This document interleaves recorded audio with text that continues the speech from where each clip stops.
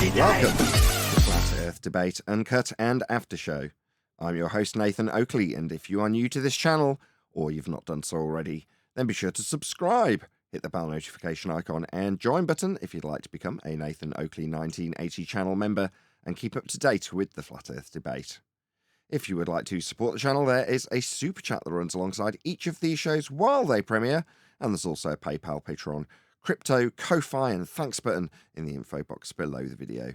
Speaking of Patreons, I'm going to do a quick shout out to all of you who do support me on Patreon, so a massive shout of thanks and appreciation to Chris Wouters, Amish Earther, Naughty Thumbnails, Mitch Kennedy, Rod, the name's Burley, Twad Wazzle, Jason Hornsby, Christoph Fournier, Flat Earth Travolta, J Melts 24, Unimento, M Iron 26, Eric Troche, Endless, Flat Earth Sage, Golden McKeegan, Retro Bill, Level Plain Poem, Cannabear, Michael Kahn, John Kays, Patrick Gunnels, Banter, Mel B. Styles, Hairy Blade, Mobile Max 777, Rob W, Reese Pound, Del West Watson, Unbelievable Productions, Blue Ridge Ranger, Abraham Mohammed, Skeptic 936, Life is Short, Texas Mike, Tina Baker, David Wayne Foster, and Dank. So another massive thank you to all of you for supporting me on Patreon. Now I will hand over to whoever is in Discord and Google so you can enjoy their dulcet tones while I set up for today's live show.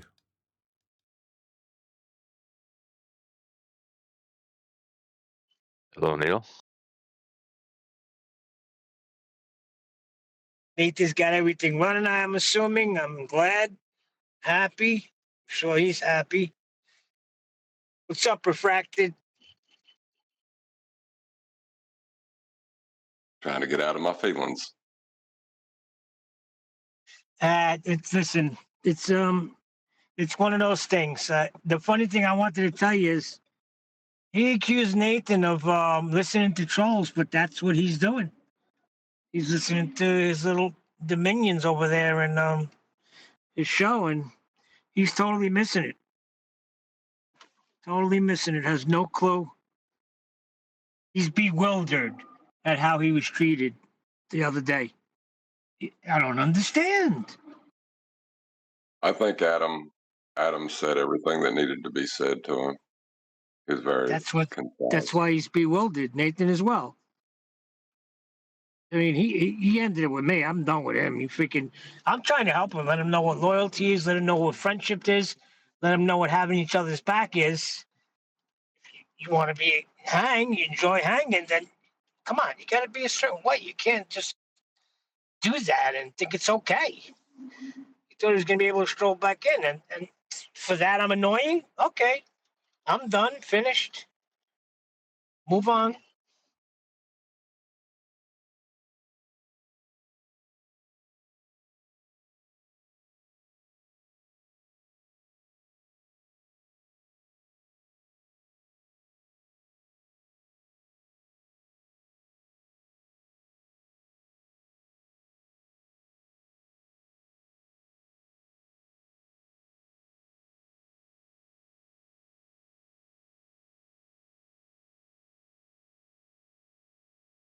Well, whether they listen or people tell them, this show is like a constant ripple in the middle of the flat Earth pond. So whatever's said here usually gets echoed out. No, he was listening. He was listening to the show when he brought him up. When Adam comes in, ask Adam, he'll tell you. Bob Durham was listening.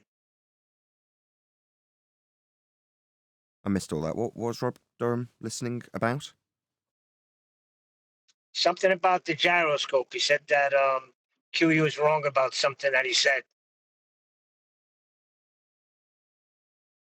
So, and Adam, the other night, was it on the Marathon show or was it on a Ball Busters? It was Tuesday's show. Towards the end of it, everybody was laughing at Adam, but, the outsiders. Nobody was laughing at Adam. I don't think. Not none of us. Not us. There was other people, maybe in chat or. But Adam wants to find out what's going on, so he wants to hear what Rob has to say. Oh, so we just heard he's wrong and not given a reason why he's wrong? Well, Well, he from wanted what to come on, but I don't think QE wanted to. I don't know. the thing We got to wait for Adam to come on. the thing is, the gyro compass is only pointing in a direction. The software that is set up to, whether it's to give you relative coordinates or whatever, may be giving you information, but it's not the gyro compass. Okay, John, let me just stop you here. When was the last time you used one? When was the last time you held one? Not that that means anything, but it does when the guy's got one sitting on his kitchen table. That's what Adam's point is. That's fine. I could So probably let's hear what build he has to one. say. I could probably I'm fucking sure build you one now. I'm sure you can. But this particular one, he's got right in his table. I don't even think he knows, but let's find out. If he don't know, then why is he telling everybody that somebody's wrong? I said, he didn't say that. I said he probably don't even know.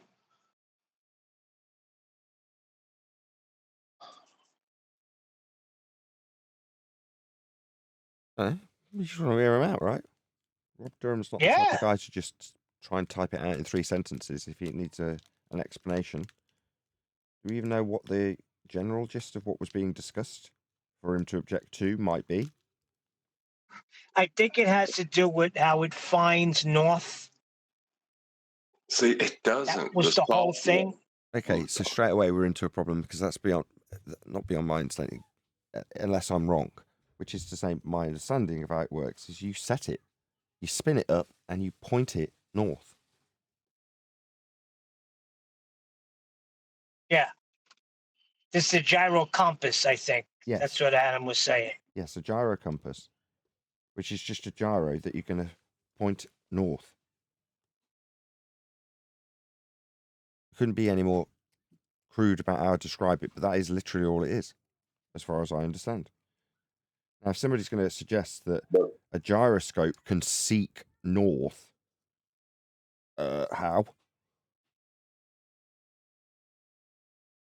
Well, now a gyroscope can find a horizontal plane of reference. It can do that. But can it find north?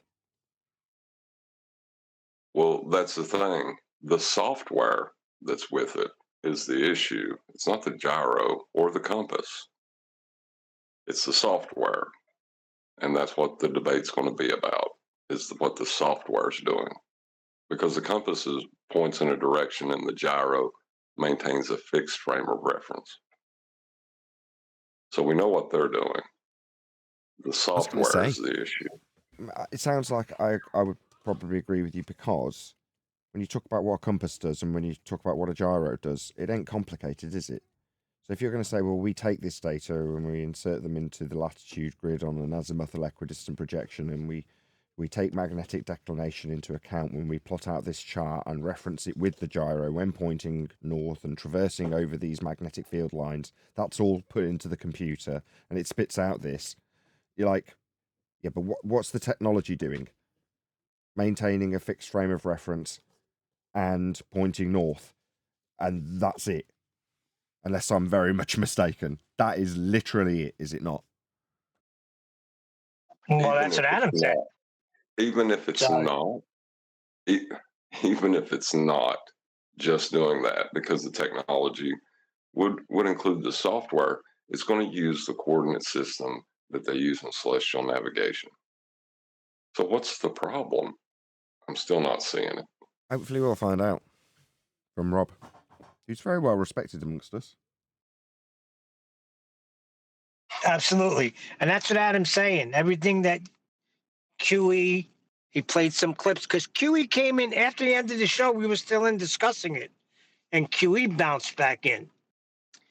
And he started playing some numpty clips about finding north, how it's not sentient, it's just a freaking machine. But Adam's objection is he knows all these things. Like he's telling him something he knows. But if Rob has an issue with something, then just bring him in and let's hear what the issue is. I can tell you right now, it's going to be a software related issue after it's established what the gyro compass does.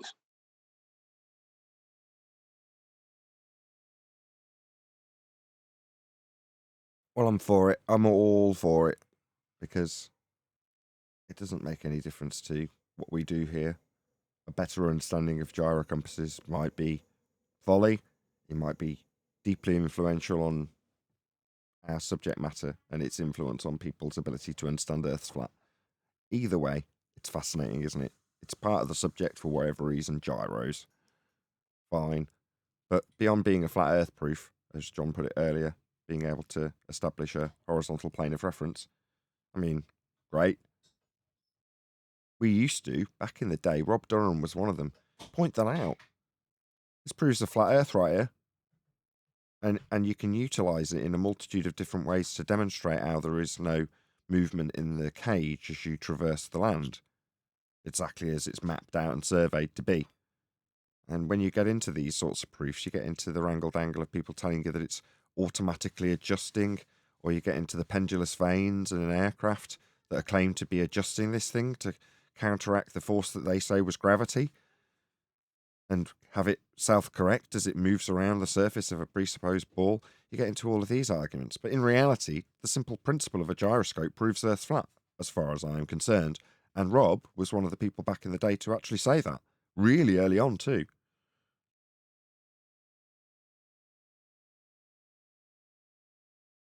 Well, the old argument used to be that the fixed plane of reference does not rotate and is dealing with Earth's rotation. But you can't have a horizontal, a level frame of reference if level is curving. No, so the belief in a sphere defies the principle of a gyroscope, first and foremost, is what you're saying. Because just to describe what a gyro does requires a flat plane of reference. Yes, and there is no flat plane of reference on a sphere, ever.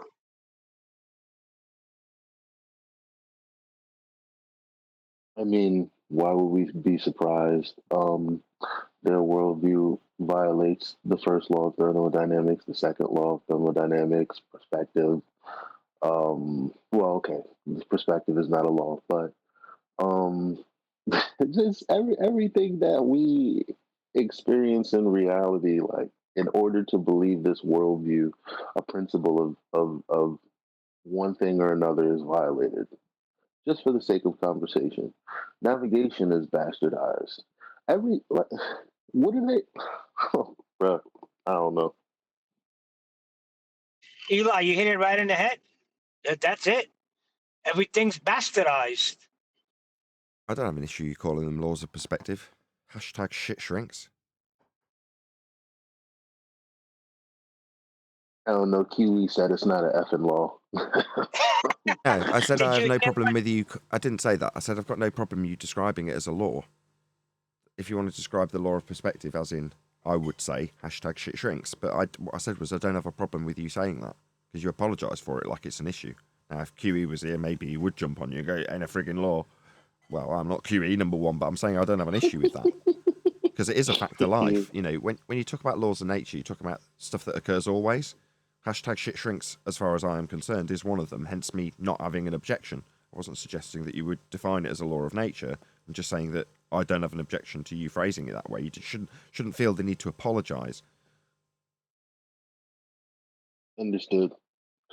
But for the listeners, I guess a law of nature would be different because it's something that is happening outside of yourself versus our perspective is purely optical based, which is a part of, I mean, you know, it's the nature of our eyes, I guess, but there's obviously a difference. When you talk about the first law and second law, as you did earlier, if you go down deep enough, it's still arbitrary.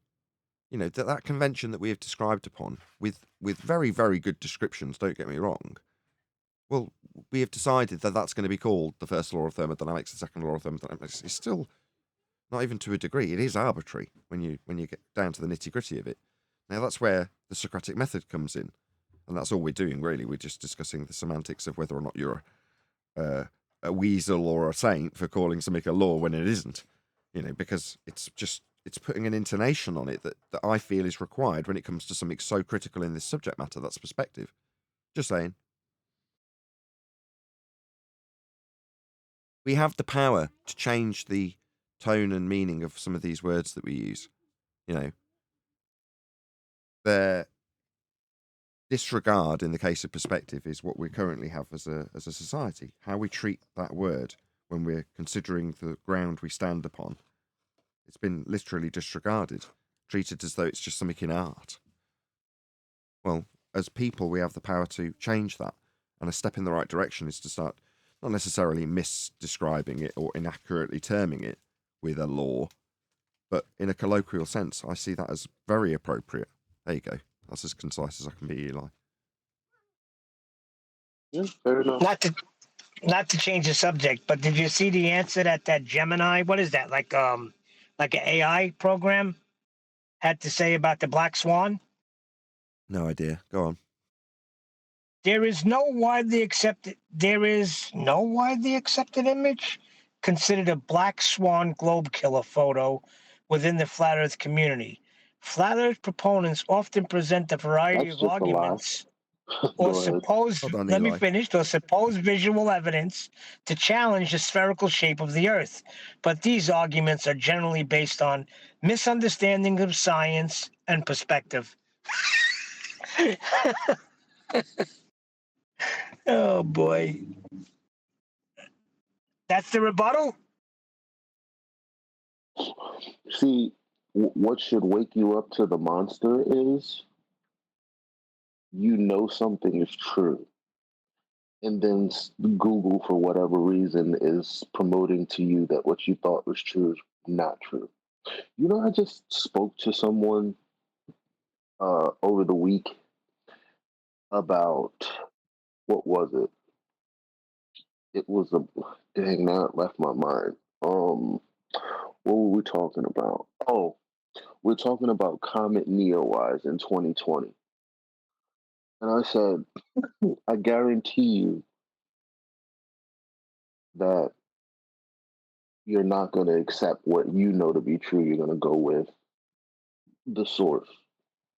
So I say, Comet Neowise, they say, was 63 million miles away. And he says, okay. And I say, it's 3 miles wide in diameter and we can see it with the naked eye. And he says, no, that's wrong. There's no way. That's wrong. So I pulled it up on Google. Sure enough, it was exactly as I say. And he said, well, I stand corrected. And I said, wait a minute. So something is ridiculous. You decided because of what do you call that? An authoritative source. You change your mind, not because of any experience, not because of any, gainful knowledge that you had from doing anything, research anything. You just, because a source says that you can see something 63 million miles away, 3 miles wide in diameter, you feel like you're wrong. Yes. Can you justify that? He said Yeah, no. because I can tell you why too. I found this out when I went on Steve McClown's show. And one of the very first questions that was asked is, do you believe that consensus dictates our reality? And I thought, well, this is an easy opener. Obviously, answers no. And in unison, they all said yes.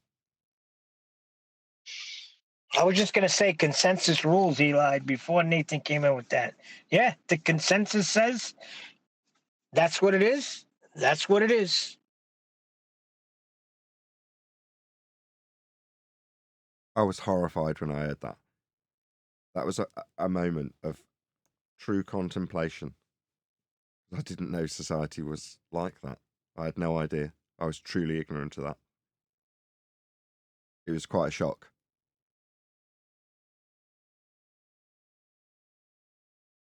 Yep. Well, Nathan, how can everybody be wrong, Nathan?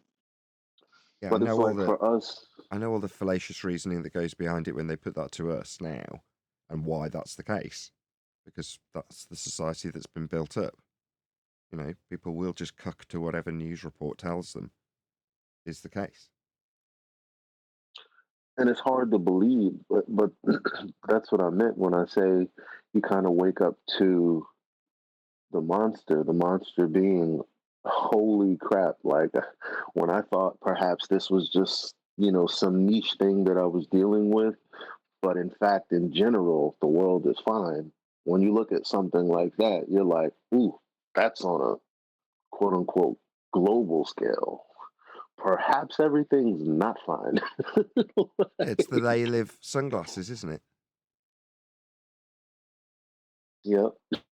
Yep. And we fight the trolls, like the battle between Roddy Piper and the black guy that is trying to force to have the glasses on, and he just won't have it. And they end in a full-on fist fight, don't they? I find that very racial that you knew Roddy Piper's name, but you didn't know the black guy's name. He's called Black Guy. No, I don't know his name. Why? Is he famous? He was actually in, you know what other movie he was in? To Live and Die in L.A. He played a good part in that. Oh, that No, blockbuster. was he? Yeah, same guy. Blockbuster I've never heard of. Yes, of course, he's from that. How dare I call him the Black Guy? You never heard of the movie To Live and Die in L.A.? No. It's one of Willem Dafoe's first movies. He was the counterfeiter. You would like it, Nathan. Willem Excellent Dafoe, car chase in it. the guy from Spider-Man. Correct. It was mid '80s, and I've never he seen it played either. like a he played counterfeiter. Oh, I Really remember. good one too. Yeah, I was watching it while I was suckling on my mum's tits. But you could go back. They still have them. It's a great movie. There is a car chase in there that rivals Papa Doyle. What's his name? From the French Well, Connection. this is a great segue away from my point about the glasses and the society that reveals itself to you. Suddenly it's become some racial slant against a character actor I don't know. Bloody hellfire. I give up. I was only joking.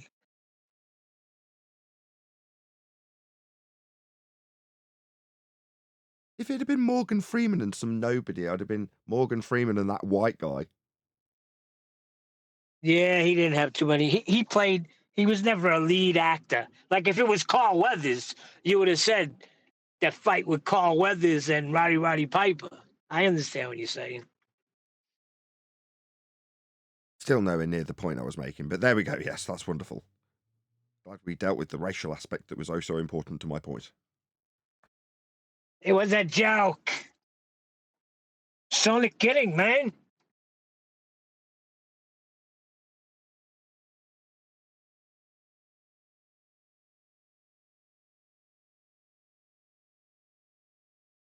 So Nathan, everything good with the electric, or they still have some things to do? Yeah, our cowboy took out half the heating system, but the electrics is not getting better. So having a professional electrician, a proper electrician actually do it instead of some cowboy that I quickly lost my patience with and ended in a row with and kicking him out. It was nice to have proper electricians doing the job properly and efficiently.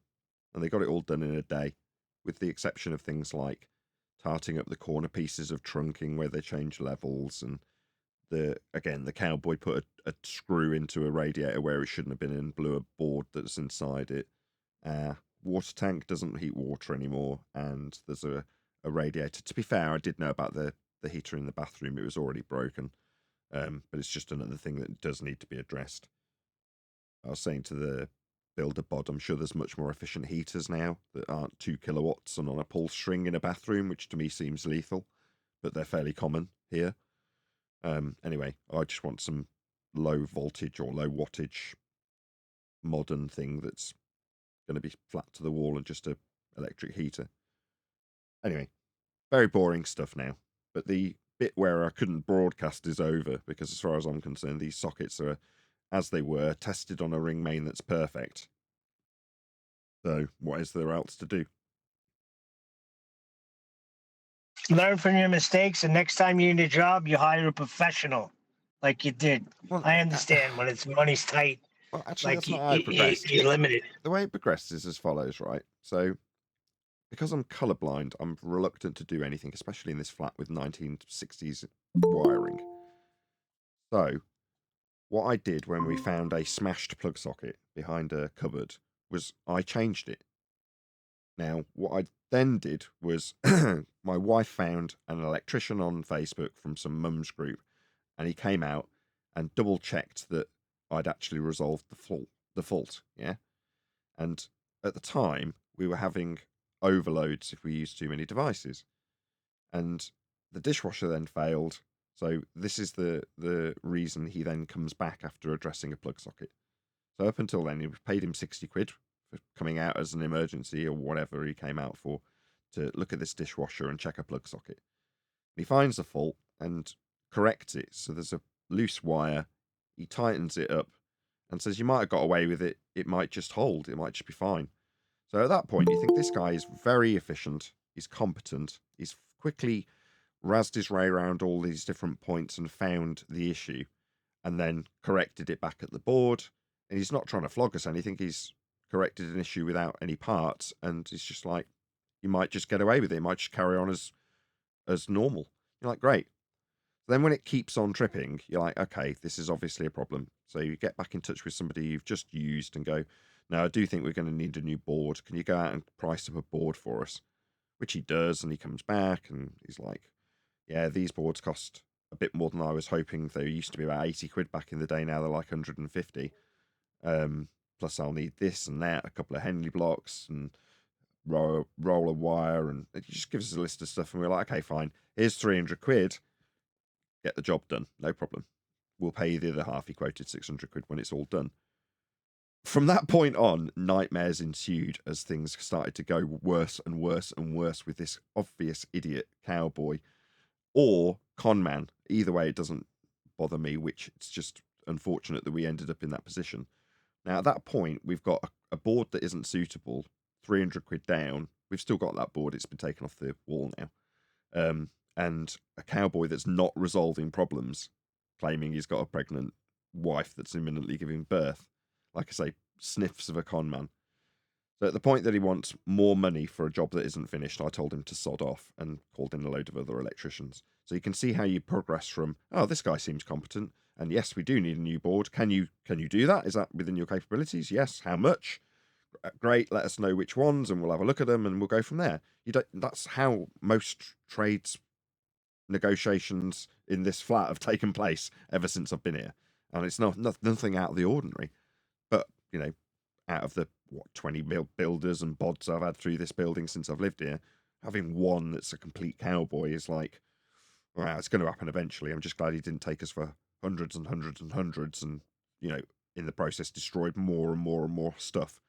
So just one of them. Usually Yeah, the he got you. giveaway. Yeah, usually the giveaway is when you know more about the electrical system than the person who's supposed to fix the electrical system. That's usually a dead giveaway. Well, there was subtle things that he did that almost seemed like he was either completely incompetent or intentionally going out of his way to screw my electrics. I'll give you an example. The earth for this building runs along the actual trunking. It's like very thick metal trunking that carries it, rather than on twin and earth cable. So it's like 70s design. So when they're testing it, they put their meters on the live and on the back case that the socket actually goes into. Anyway, that's important that it's maintained and kept integral. And what he'd done at the fuse board was taken this copper ring off this the end of the trunking where it comes into the fuse board, which is properly earthed. This ring clamps down that trunking, if you will, to the board so that the whole system is earthed. And what he'd done is he'd taken this ring off, and to get it off, he'd have had to, when the board was all disconnected and all the old fuse board was off, physically slip it off the end of all of the wires. And then he hung it on one of our coat hooks and then proceeded to do the job, which meant that from that point on, the Earth wasn't clamped down and fully attached. But he would have had to have gone out of his way to do that.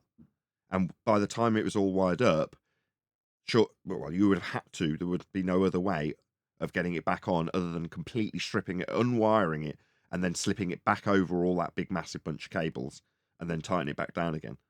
So you're almost like, I remember when the guy who did it yesterday showed me that, and I said to him, "Oh, right, it clamps the Earth down to the whole system." Before he finished his sentence, he was like, "Yeah, exactly." I was like, "Well, I can't quite believe he's done that." And he's like, "Yeah, I found it hanging on this hook." I was like, "Wow, okay, that's bonkers." But like I say, things like Nathan, that, like, when you say Earth, do you mean grounded? yeah, we call it Earth ground, same thing. Okay, all right, I figured it out. Go ahead. Anyway, when he told me that, I remember Brian saying some people are just narcissists. They like inflicting pain on people and will go out of their way to do it, even if they are competent. And like I say, when he first came round at what I would consider a cheap price, I phoned round a load of people how much to change the plug socket, because it was all hanging off the wall and, looked dangerous. And he was on par, maybe a little bit cheaper with every other electrician that I phoned. And my wife happened to find him on a mum's group that she likes supporting. So, like, oh, fine, great. We'll use some local family man electrician that's, in a family group. That was my wife's logic, at least. There you go. It's just like I say, it seemed like he was competent because he was, in terms of finding faults that I hadn't been able to find, and he tracked it down fairly efficiently and at a reasonable cost. So, like you say, when you get to that point and then you find out that the guy is seemingly doing things that are intentionally bad, you'd have to go out of your way. If you didn't know what you're doing, you wouldn't know to remove the nut, and there's no point to remove it. But yeah, he's intentionally removed it and slipped it off all the incoming mains leads for the building. You're like, what the hell? Maybe this guy's a nutter or just out to screw people intentionally. Hey Nathan, you're saying that the guy did some stuff that would only happen if you knew what you were doing and it was intentional. I think so, yeah. I'll talk to you about this maybe later on. There's some stuff I want to say about it, but I don't want to say it here on the show. Oh, okay. Fine, Morning, yeah. guys. Morning. What time is it, by the way? Oh, shit. Hey, well, I've completely... Oh, no, it's 2:05.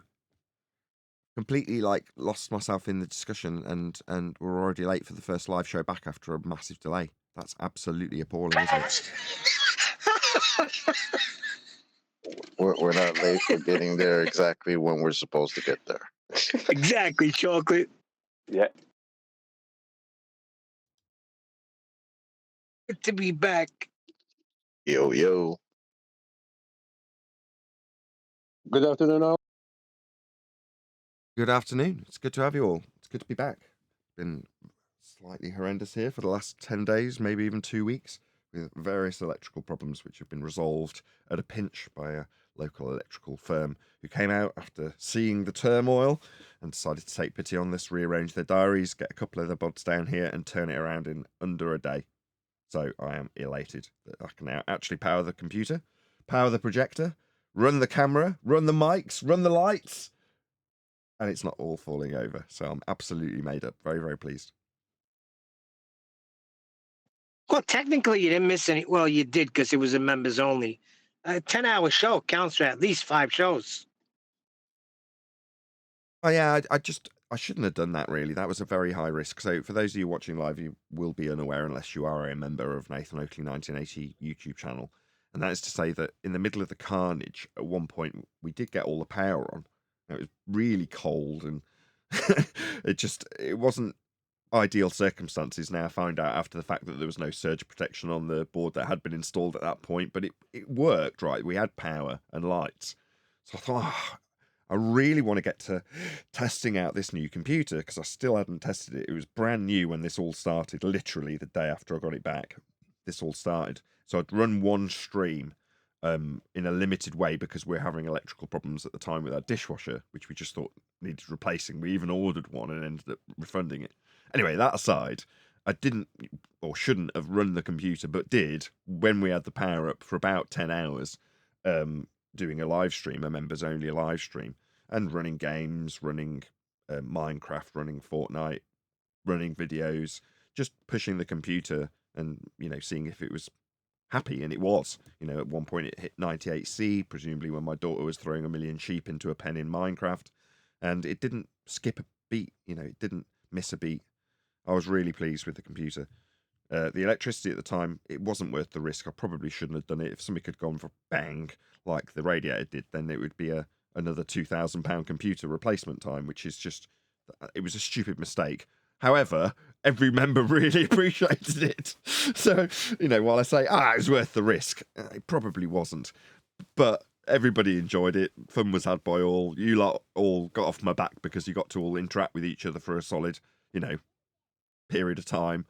So, yeah, check it out if you are a member and you haven't already. There's a 10-hour live stream of discussions. We even did a full show in between, like a proper live show, when we had, who did we react to? I can't even remember who it was now, but we reacted to somebody in the middle of it. Dave McKeegan. Yes, it was. I might even trim that out because it was a full show's worth, wasn't it? Yeah, it was. And I put another video of his into the live chat there yesterday, into Master B, if you want to go over that one. I haven't watched even this one. It's just more nonsense from McKeegan. McKeegan's always popular because he goes on with that one. That one you need to go to, Nathan. Well, the one with the pictures of the aeroplanes. Yes, the one that Brian posted the other day. The one yesterday, Neil. I posted one yesterday there. Yeah, I think that's the one I put on. I listened to it for about 10 minutes. Brian, props on your presentation about buoyancy, or by buoyancy, however y'all spelled it. Beyonce. Nice. Thanks, Douglas. Yeah, it was a good presentation. I was listening to it. I was like, the whole time, every time I hear buoyancy, you know what I say? So not down then. Okay. Exactly. There is no weight, just different levels of buoyancy. That's it. Yes, sir. I'm Good happy to stuff, cover man. that. So I've stuck a link in the chat. Hopefully the moderators will grab it so they can let Dave know when we do actually come to covering that video. But I got it all queued up. I just don't want to jump straight into covering Dave McKeegan when we've been not on air for a while. I'd like to just have a chat first, if that's okay. Of course. Well, Can I ask? What was it you wanted to tell me off air in private, Brian? I'll tell you off air in private. It's just a little bit of something that you might be able to do to recover some semblance of justice. That's all. I had this argument with my wife because I was like, once I think it was a commenter actually on one of the members. If you're the member that said this, just comment below on this video. But one of the members said, "Get back in touch with this cowboy and say your work's been condemned. Give me my money back in the most blunt way possible." And I thought, you know what, I will. So that's exactly what I did. My wife had already done it. She'd explained the situation to him, and what turned out to be, I think, his dad. Unless he's a con man, it might just be him on another phone for all we know. And there is no pregnant wife giving birth, or gave birth yesterday, as far as he was telling us. But nevertheless, I just sent him exactly that from the advice of that particular YouTuber, which is to say the truth. You know, I'd had a whole bunch of electricians, 3 different companies, 4 different electricians poking their screwdrivers into this box with looks of horror. You know, so I just basically told him that. And at the end of yesterday, they rattled off a whole list of things that were truly horrifying, more than I'd put in the videos about how it had been wired up. And at that point, I added that to the text to him. I'm like, you've literally put my family in danger with your incompetence. You know, there we go. My wife just wanted to see the back of him was the point I was going to make there, which is saying, oh, look, we've, like in A Bronx Tale, when the guy's being chased by the character that's chatting to one of the dons. So he's having a conversation with the don and he sees somebody out the corner of his eye and he goes, "Hey, Jimmy, come back here, you owe me $20, and starts chasing down the street after him. Guy gets away. He comes back to the don all indignant. And the don says, "What are you doing? What are you playing at?" He's like, "The guy's owed me $20 for about 6 months. He's like, "You got that guy cheap.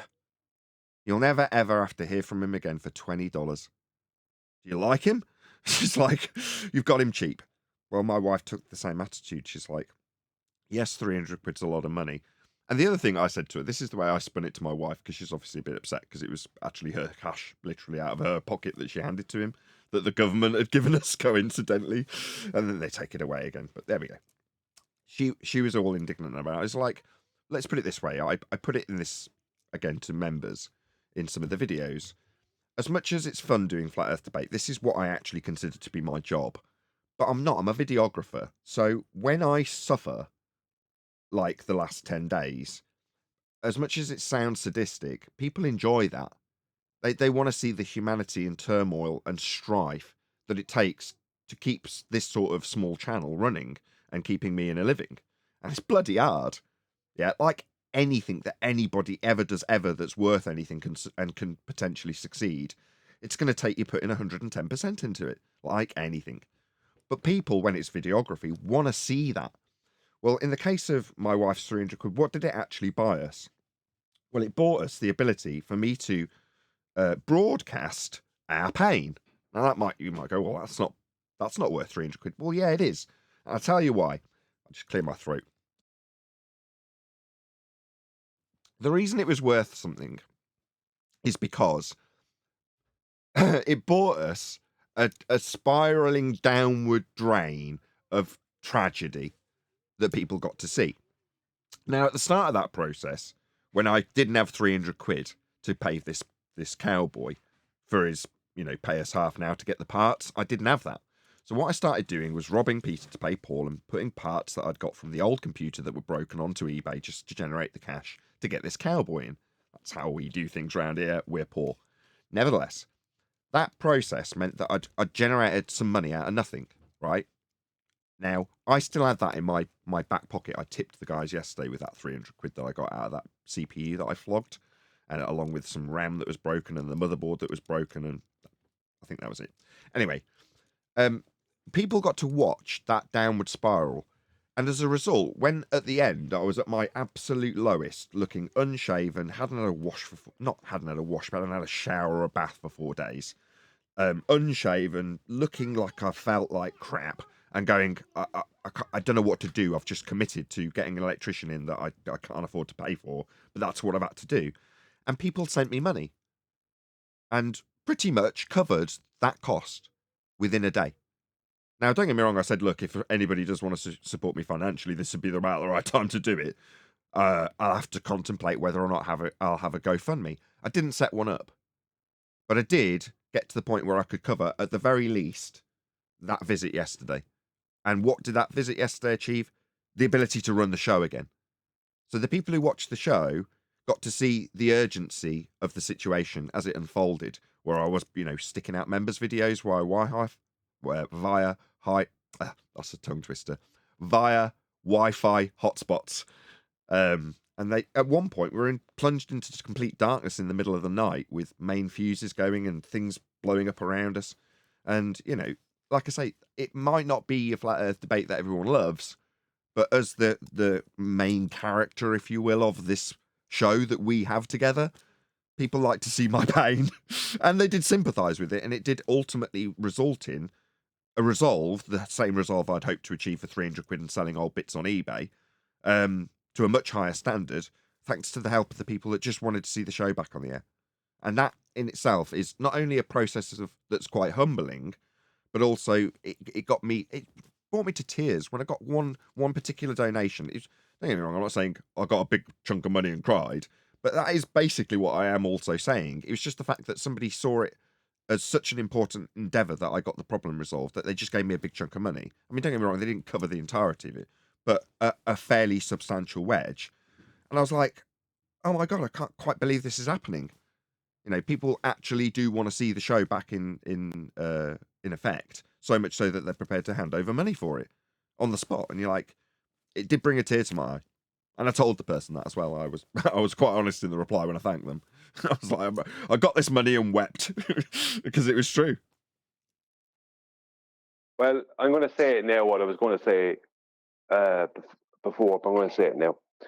This guy that did this at your place, whether he did it through incompetence or he did it through malice, he's a danger. And that wouldn't matter so much if he was just putting up a door. Well, it would matter if you're putting up a door. But the point being is that the worst can happen is the door falls down, right?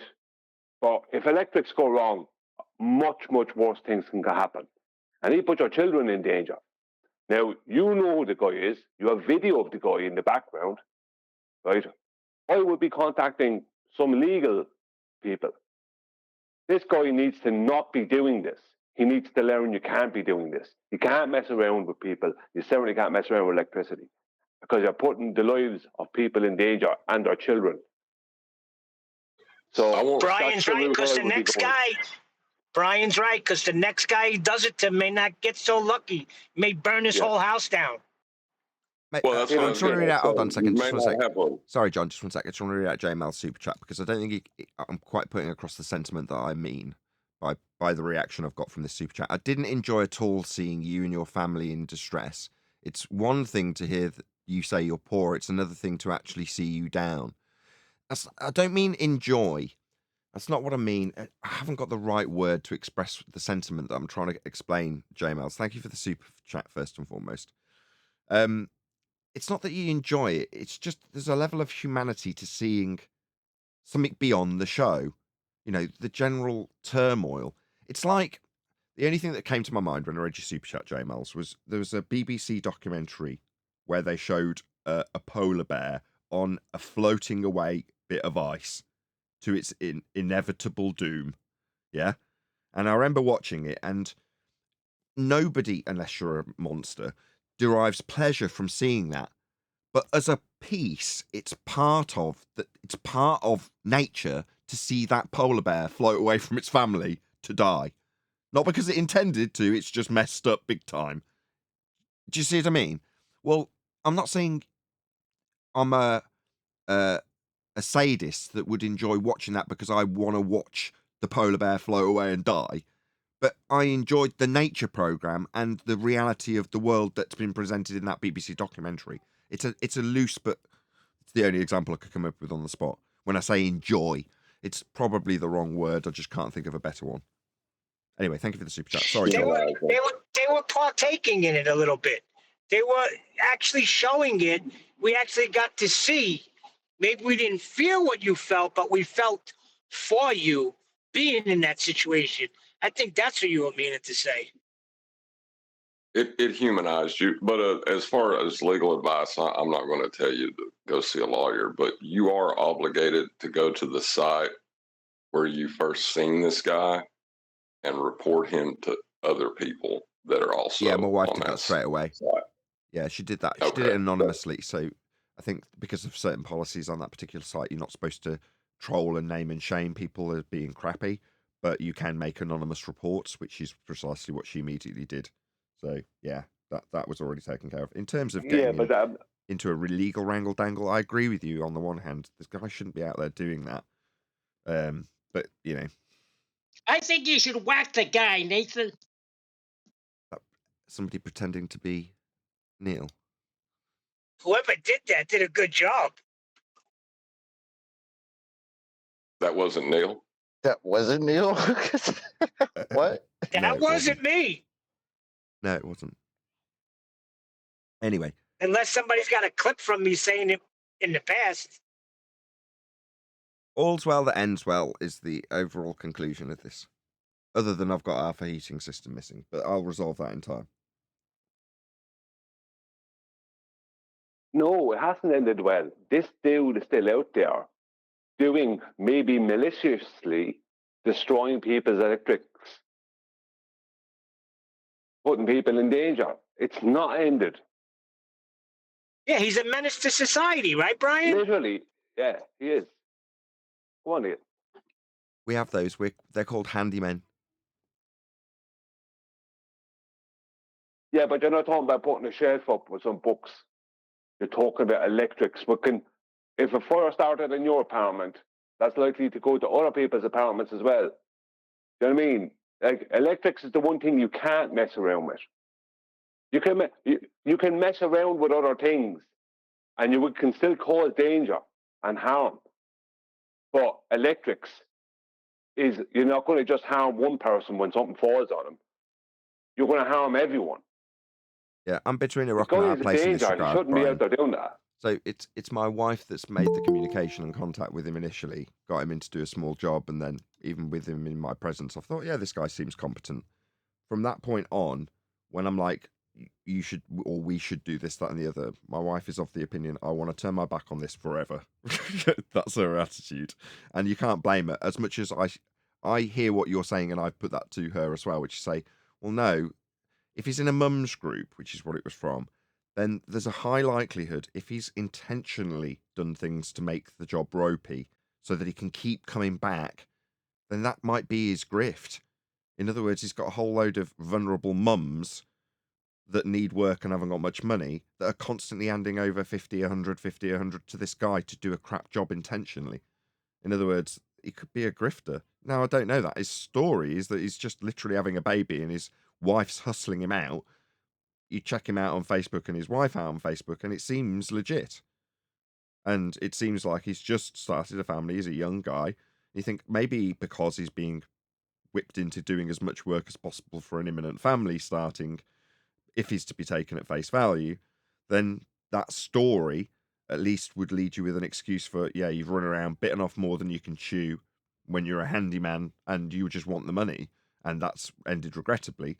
Do I necessarily want to cripple the guy for it when I don't necessarily know that he is actually on the grift and a con man, when he could just be a young But it guy doesn't biting off matter more than he can chew? if he's a grifter.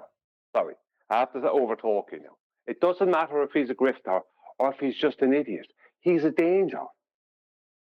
Yeah, I That's totally the agree. point. Yeah, I You agree. can't mess with electricity. The next mother's house he goes to might be the one that burns, and her and her children with it. That's the point. Exactly. I'm sorry, I have to That's say why it. you got to deal with it. Yeah, I have to say it, Nathan. Yeah, this guy, you have testimony that he's at least incompetent. Too incompetent to be doing those jobs from a proper electrical firm. The guy is a danger. Yeah. You're saying he's either incompetent or he's doing it intentionally. But there's a third option to this, that he's overworked. Which is, I think, a Well- very real possibility. Oh, come No, on. It's not. There's Are you no kidding way me, that's a possibility. No. Who cares? He's a Overworked. danger. He came along with the wrong fuse board, did everything wrong at Nathan's. He shouldn't be doing this. He has no business being an electrician. No business, whether it's out of incompetence or malice. He shouldn't be doing it. Yeah, I completely agree. No way. Completely. There's not one site I worked on anywhere, and I've worked on building construction in different parts of the world. Not one site that I worked on that guy would last a day, because he's a danger. Yes, indeed. Now, I'm not going to go on about it. In the meantime, my first priority, that aside, is to heat this place correctly. So I ordered another board for the radiator, put a screw in and destroyed, which was 150 quid. And I've told the electrician for when they can schedule me in, that's not like an emergency, this needs doing immediately appointment, like probably in a couple of weeks' time, that they're going to have to sort out a radiator on a wall and a boiler thermostat or whatever it is wrong with my water Did you system. say he put a screw in the radiator? Yes. So I asked him if he could look at a radiator that was rattling because it had a front fascia that wasn't attached properly. So I said, can you put that together correctly? I dug out the instruction manual. I could see on the instruction manual how to roughly do it, but it just too confusing to me because it just didn't explicitly say how to attach the front. But I got it to the page that indicated roughly how to do it and said, can you attach this properly? He then proceeded to just shove a screw into the first hole he found and force it into a daughter board that controls the circuit to regulate the power in at night. And it just went bang, as did the fuse board it just installed. In other words, what He's I a would have menace to done, society. what I would have done after reading the instruction manual and going, I can't really see which hole I'm supposed to put this screw in. I'll just guess, because I'm not an electrician and I don't know what I'm doing. I would have done exactly what he did. Literally exactly what he did. And the end result would have been the same. Bang. And I'd have gone, why the hell didn't I get an electrician to do this? Right? So, with that in mind, knowing that there's been plenty of things like that in the past that I've done where I've destroyed things because you go, it's just a screw. No, don't be complacent. It's a very powerful radiator that costs 600, 700 quid. Don't just shove a screw in somewhere where you don't know what you're doing. Get an electrician to do it. So the electrician just shoves the screw in where I would have shoved it in and destroys it. You're like, oh, great. I mean, it's a 150 quid mistake, but there we go.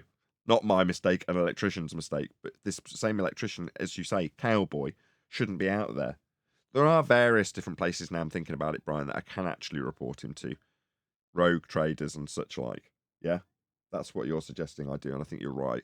Well, there's surely some construction, governmental construction people that you can report. The guy is a danger. I'm not into reporting people. I don't ever do. I've never done that like that. But unless the only time I will ever do that is exactly like that, because he is an incompetent danger, or he has malice. Either way, he's just as dangerous. The guy shouldn't be doing what he's doing. Ever. Agreed. Do you know what I mean? Right. Whether he's done it intentionally, done it by accident, or just made a mistake because he's stretched himself too thin, he needs to be reported. Yeah, agreed. I am glad that it's over as far as this electricity and broadcasting is concerned. I am delighted that I'm sat here now talking to you about this, even though it's not the best things to be talking about. Hello, Adam. Hey, Adam. Afternoon, guys. I'm driving at the moment, so I'll try and help you. The saga continues, I hear. No. The saga does definitely have a light at the end of the tunnel, which has been reached. Now it's just sorting out little niggles.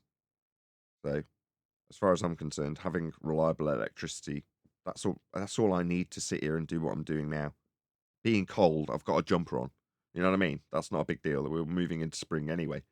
So those things can wait a couple of weeks till the electricians who did an absolutely fantastic job can come back with space in their diary to tart up little bits of trunking and things like that.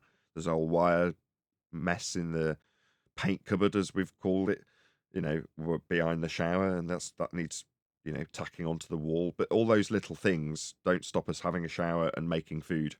So I couldn't care less if it takes 2 weeks, 3 weeks, even a month for them to come back and do all those little things, including getting us hot water. Now we've got a shower. It's fine. We can do without hot water from the hot water tap.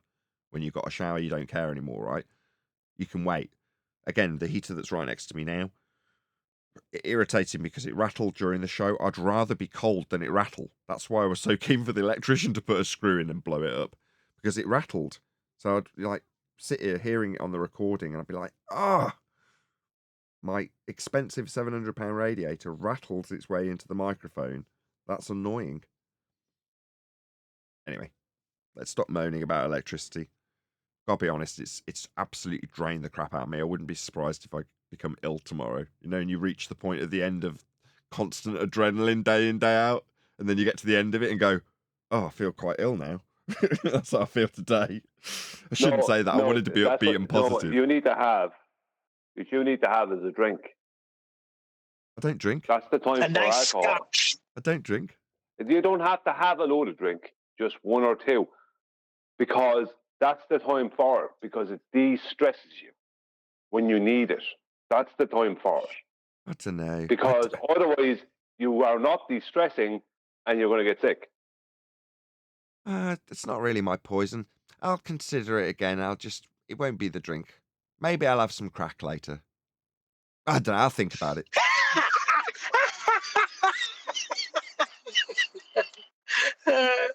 I knew alcohol was used for something, Brian. It's to de-stress you. It's the devil.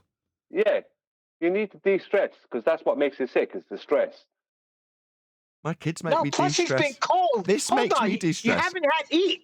Other than being, charged with having to report this guy, and, I don't know. I've got mixed feelings about it because of having met him and heard his sob story, but that could all be total nonsense. And regardless, as John points out, it doesn't matter if he's got a sob story, you know, if he's putting people into. Anyway, apart from that, this is my de-stressing. That 9-hour, 10-hour stream was wonderful. I was so relaxed at the end of that. I forgot all about everything. The computer didn't fail. The electrics held. And at the end of it, I felt great. I wasn't thinking about any of it.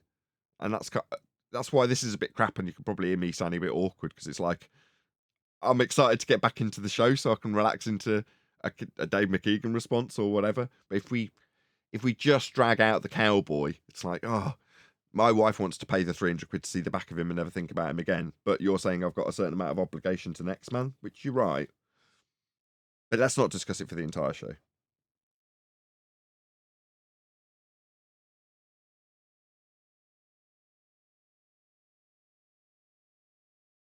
Or we could have total silence. There's either are good by me. Well, we thought we were going to run the video. That's what I thought you just said. Yeah, I thought that was a segue for the video. I thought I'd get some reaction. I'm coming across as the bad guy, and I'm almost trying to stop a family from burning alive. No, I'm not. No. You're not a bad guy. You're not telling him. You're not putting him out of work. You just don't want him to touch electric anymore. Let him find something else to do. Yes. Yeah, indeed. he can labour for block layers. Do you know what I mean? Like I used to do. That'll make him money too. I agree. Any more on this? Hopefully we'll draw a line under it at this point. Okie dokie. I want to hear McKeegan. Yeah, well, that's what I'm going to call to action now. So, audience, if you're watching live, how many people have we got live? Let's have a look. Nice to know, as it's the first day back after a small hiatus. I'll actually see. 75 people watching. Cool. Please share the show if you haven't done so already. And as I say, a very warm welcome. We are going to cover Dave McKeegan right now. So I'm going to put a link to his video. Please let Dave McKeegan know at Nathan Oakley 1980 sent me. Also, if you remember, at about the 7-hour mark, there or thereabouts, if you scroll through on that members-only stream, we did another response to Dave McKeegan. I can't really remember what it was about, but I remember Dave McKeegan being on screen after someone told me that's who we did this morning. So there we go. Hopefully that's enough time for us to get some of the live audience members to go to Dave's video and in the politest possible way say, Nathan Oakley 1980 sent me, we responded to your video. Now the idea, although in previous attempts I believe Dave's responded to us and not put links to our video, or it could have been someone else, I forget. In any event, the idea is that should Dave McKeegan respond to this video, he would put a link to our video, helping us along in the YouTube algorithmic love that we so sorely do not receive from YouTube. So, hopefully that's enough time to get people back here, and we'll cover a bit of this video. I haven't actually sound checked the volume, but we'll do that now. Alan, thanks for joining us for another video. Recently, I was made aware of claims made by taboo conspiracies about the German Knickerbein system used in World War II. Knickerbein was a method of radio navigation that was used by German bombers to achieve a higher degree of bombing accuracy, especially at night when they couldn't actually see their targets. Anyone familiar with this?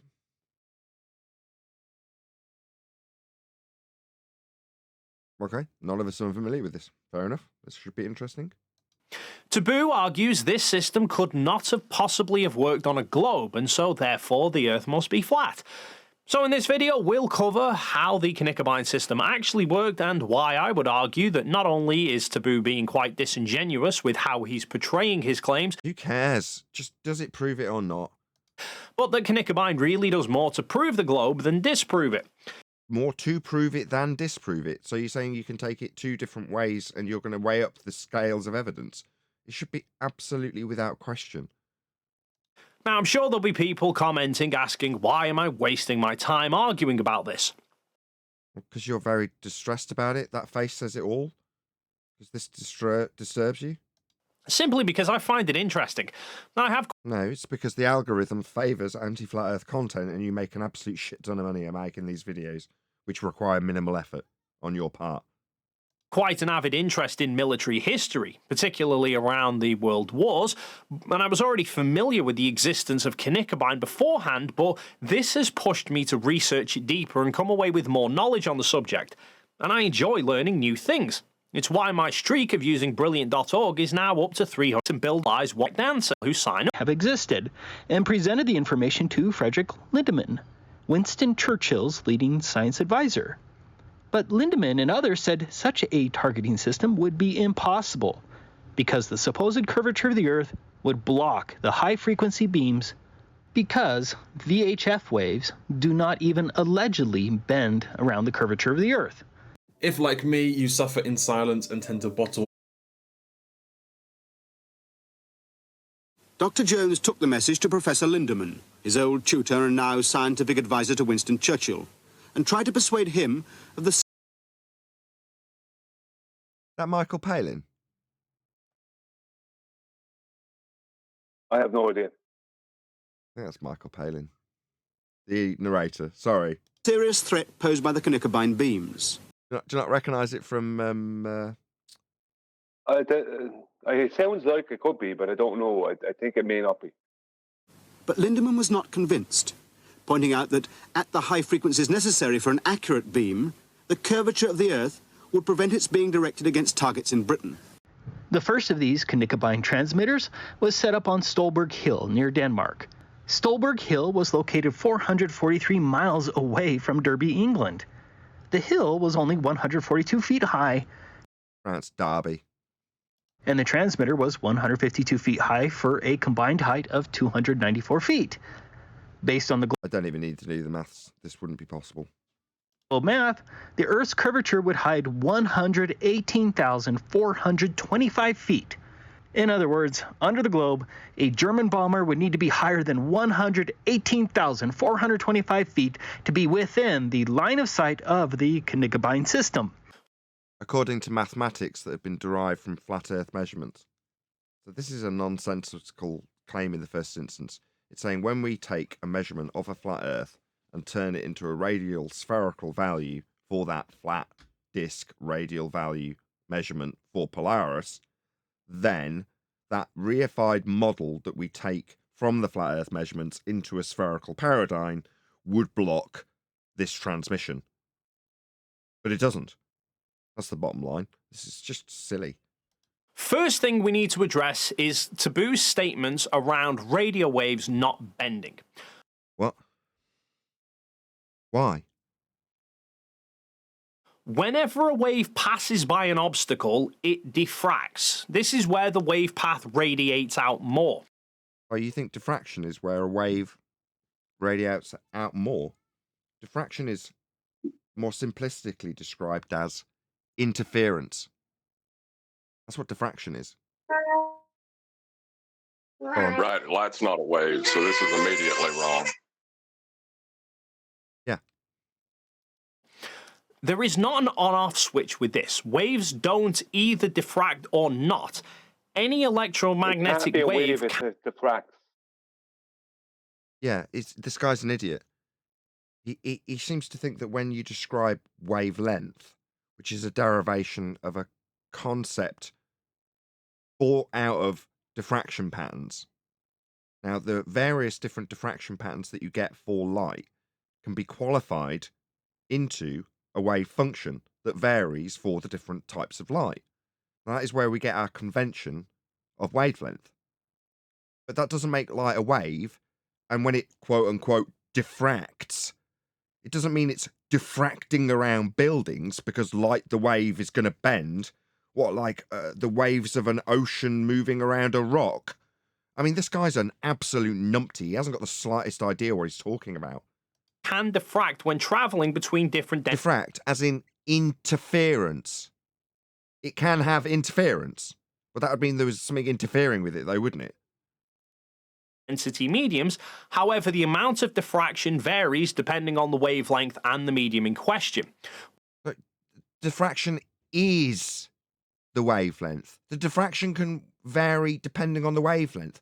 No, the wavelength comes as a derivation of a diffraction pattern. He's just bullshitting his way through this, isn't he? He doesn't really know what he's talking about. This is how you have to sound if you're trying to describe how something can have line of sight to something else that's on the other side of a ball. This is how you have to sound. My understanding about like a radio transmitter would work. So, like a TV transmitter, for instance, in England, we've got Alexander Palace that used to just barrage out signals. Now, when you say diffraction, well, if you're going to describe that process as having interference, what that means is that there's a building in the way of the signal. Well, by having huge amounts of power, they just barrage the signal through everything. That's how they got around it. They're just huge amounts of power to do it. Now, the antithesis of that is what we have now with 5G. Really, really, really low power. Very, very short range. As opposed to TV transmissions of old, where they literally brute force the signal through buildings. Didn't matter that they were in the way. The signal's strong enough to just go past and around with the excess signal just hitting the building and obviously stopping then. But that's not diffraction of a signal. That's brute forcing your way through things that are in your path with a signal. There's a very distinct difference. But Dave McKeegan's just making shit up, talking about diffraction of a light as a wave. What the hell? How With would this diffraction. work if, Again. Sorry, how would it work if the beam was diffracting? It would mean that as the diffraction is breaking up of the beam, so it's not going to do what they needed to do. The whole point of it was it gets from A to B in this short space of time and does what they needed to do. Well, this is Dave McKeegan's bullshit land of why it can go around a sphere that's been taken into reification from flat Earth measurements, and how that model could still work with this bullshit explanation being the reason. Reducing as wavelength reduces. So high. Wait, what? As wavelength reduces? What? Frequency equals less Did in diffraction. prior videos the same guy tell us all about how we would need flat baselines? Is this the same guy? But what it's showing is a signal reaching a building and part of the signal stopping when it hits the building and the rest carrying on. This is what I described in terms of a TV transmission and brute force. That's all this is. Lower frequency equals more diffraction. Whoa. How is this signal now growing when it goes past the building? What's that all about? What is this crap? It's why you can listen to radio stations in your car even when there is a hill between you and the transmitter, because the radio waves can diffract around the hill. No, they're not diffracting around the hill. It's just brute force. It's just a really strong signal. What's he talking about? Diffracting around hills? Has anybody got a clue what this guy's actually babbling about? He thinks he's somehow going to prove the globe. So he's... the guy is making stuff up. He doesn't know what he's talking about. Hill, and it's why it is harder to get a good TV signal versus a good radio signal when there are obstacles between you and the transmitter, because the TV signals run on a higher frequency and so don't diffract as much. Right. The frequency being higher, if you're talking about wavelengths of light, is a convention derived from its diffraction pattern, and you're describing stuff getting in the way. That's what you're I can't quite believe the level of ignorance, to be perfectly frank with you. This is quite shocking. Taboo alludes to VHF radio waves not bending. VHF waves do not even allegedly bend around the curvature of the Earth. Except VHF, or very high frequency radio, is a band of frequencies between 30 to 300 megahertz. And? That's quite a broad range, and in fact, Knickerbein operated on between 30 to 33 megahertz. So what does this have to do with them bending around a reified model taken from flat Earth measurements? Not that that ever needs to be justified. Go on. I was going to say that you need an angle of incidence for that. And to reference it to anything, you would need a level horizontal plane to do that. So I'm not really sure where he thinks he can go with this. So right down at the lower frequency end with the longest wavelengths. For reference, commercial FM radio usually sits between 87.5 Who cares? megahertz to 108, and yet they can easily diffract. So easily diffract? What? What the hell is going on? So, a radio signal on a globe that's being transmitted beyond the horizon, as it passes the horizon, that is essentially an obstacle, and the signal will diffract slightly. No. The signal will diffract. No. The hill would get in the way of the signal. Now, that's not to say that above this line where the signal continues and hasn't been blocked, it doesn't just grow a new arse. Yeah? If somebody gets in the way, somebody gets in the way. What's he... Go on, John.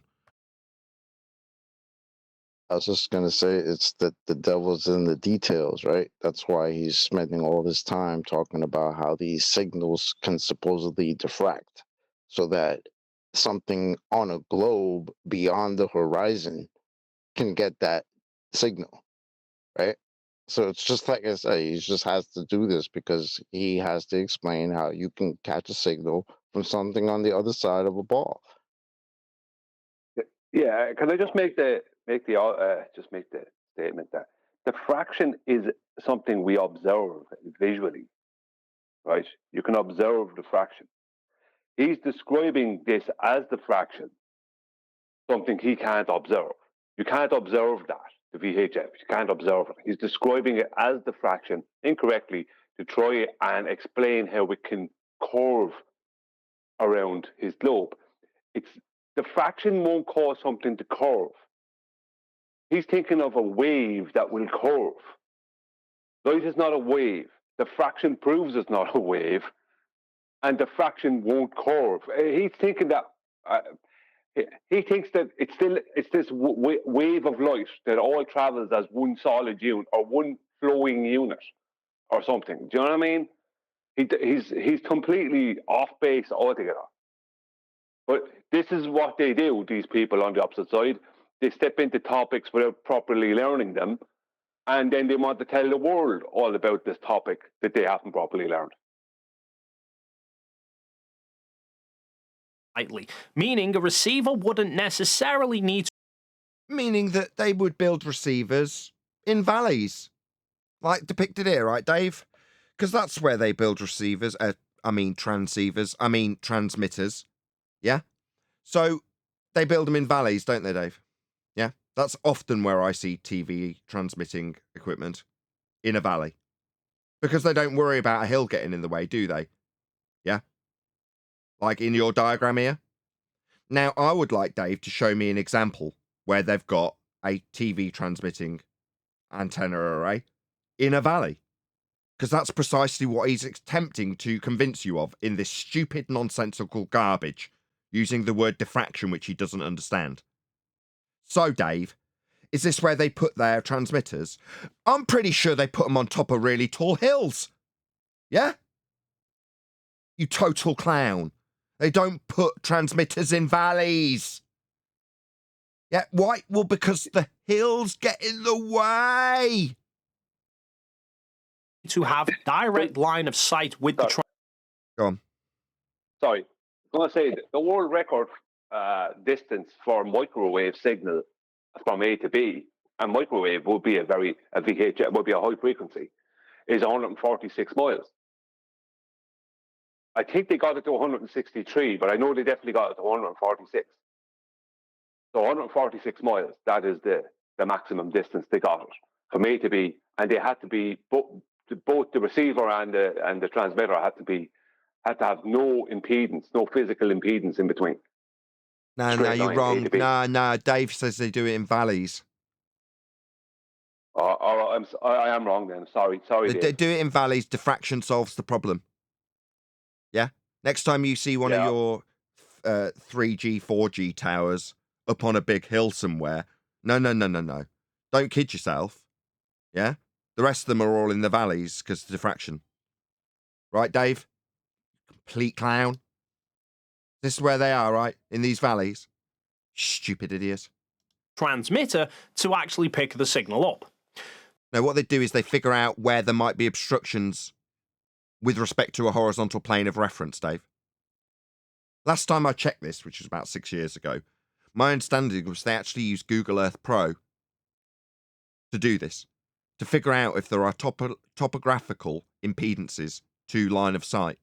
They did it with respect to a horizontal plane of reference and an elevation profile tool only available on Google Earth Pro that shows how high or low potential impedances are on the terrain with respect to a flat plane of reference. That's how Google Earth Pro works.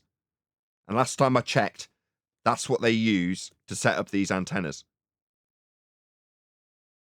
Taboo also includes a clip from a documentary that talks about this. Show me evidence, Dave. Just get me evidence of a transmitter in a valley with hills in the way without it being an issue.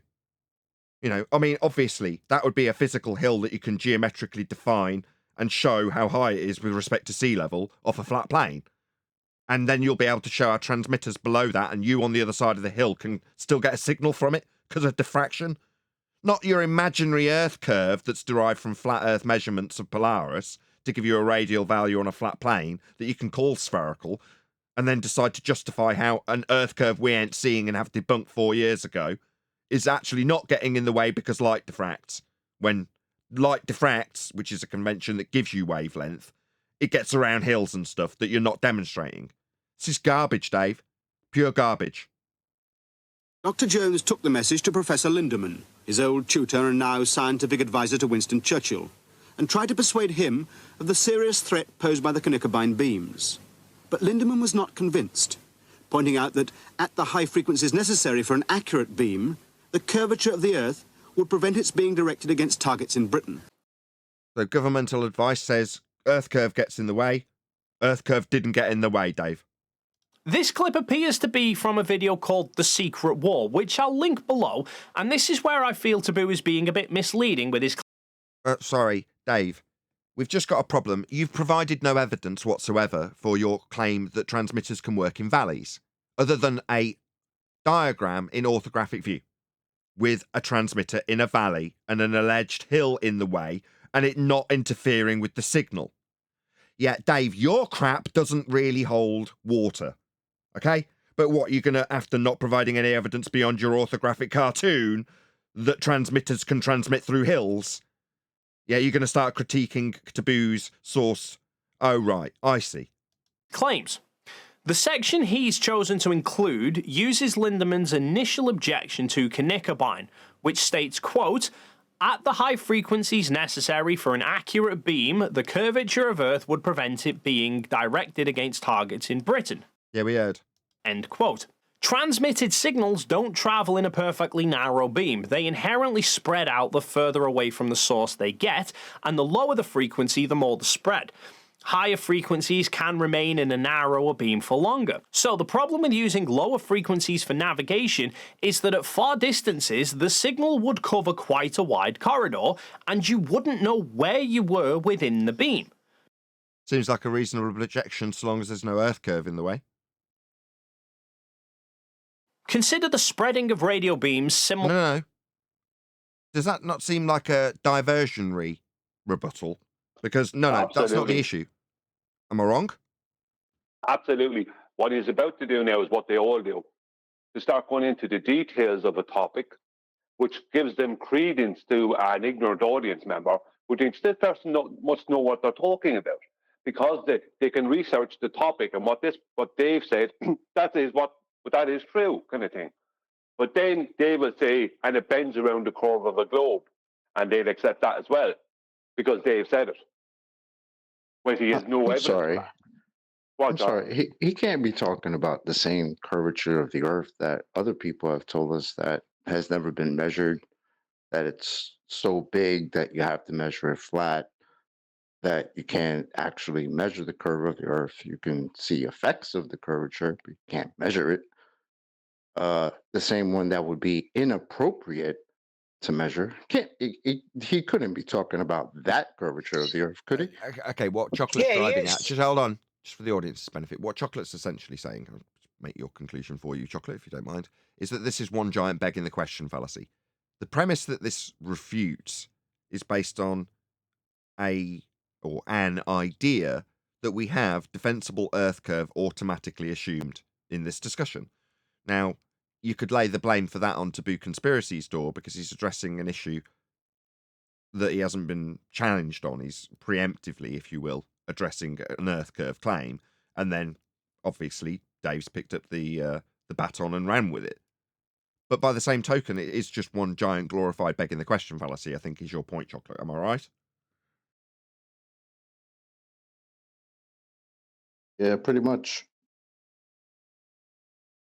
What Dave is actually claiming, without using the words, is that a microwave signal will bend. That's what he's claiming. The whole point, the microwave signal is directly connected to a laser, right? Directly connected to laser, right? The both of them have more or less the same origin. The whole point of a microwave signal is that it goes in a straight line. It's a high frequency signal that has a short distance, but it'll go in a straight line. It takes a lot of power to send it where you need it to go, of any great distance. But the whole point is that it's concentrated and goes straight. It doesn't do what Dave is saying. They don't, high frequency beams, radio beams, does not do that. They don't do that. Similar to light from a torch. Flashlight for our American friends. If we shine the light at a wall and consider that as the target area, the further away the target is from the light source, the larger the area that the light is landing in. Now consider a plane inside that circle of light. The plane can see the light, so it knows it's within the light beam, but it doesn't know where within the beam it is. Yeah, this in no way addresses the issue that Taboo Conspiracies raised, which is that there's a physical obstruction claim to be taking place. Beam divergence. So what? It could be in the centre, but it could also be near the edges.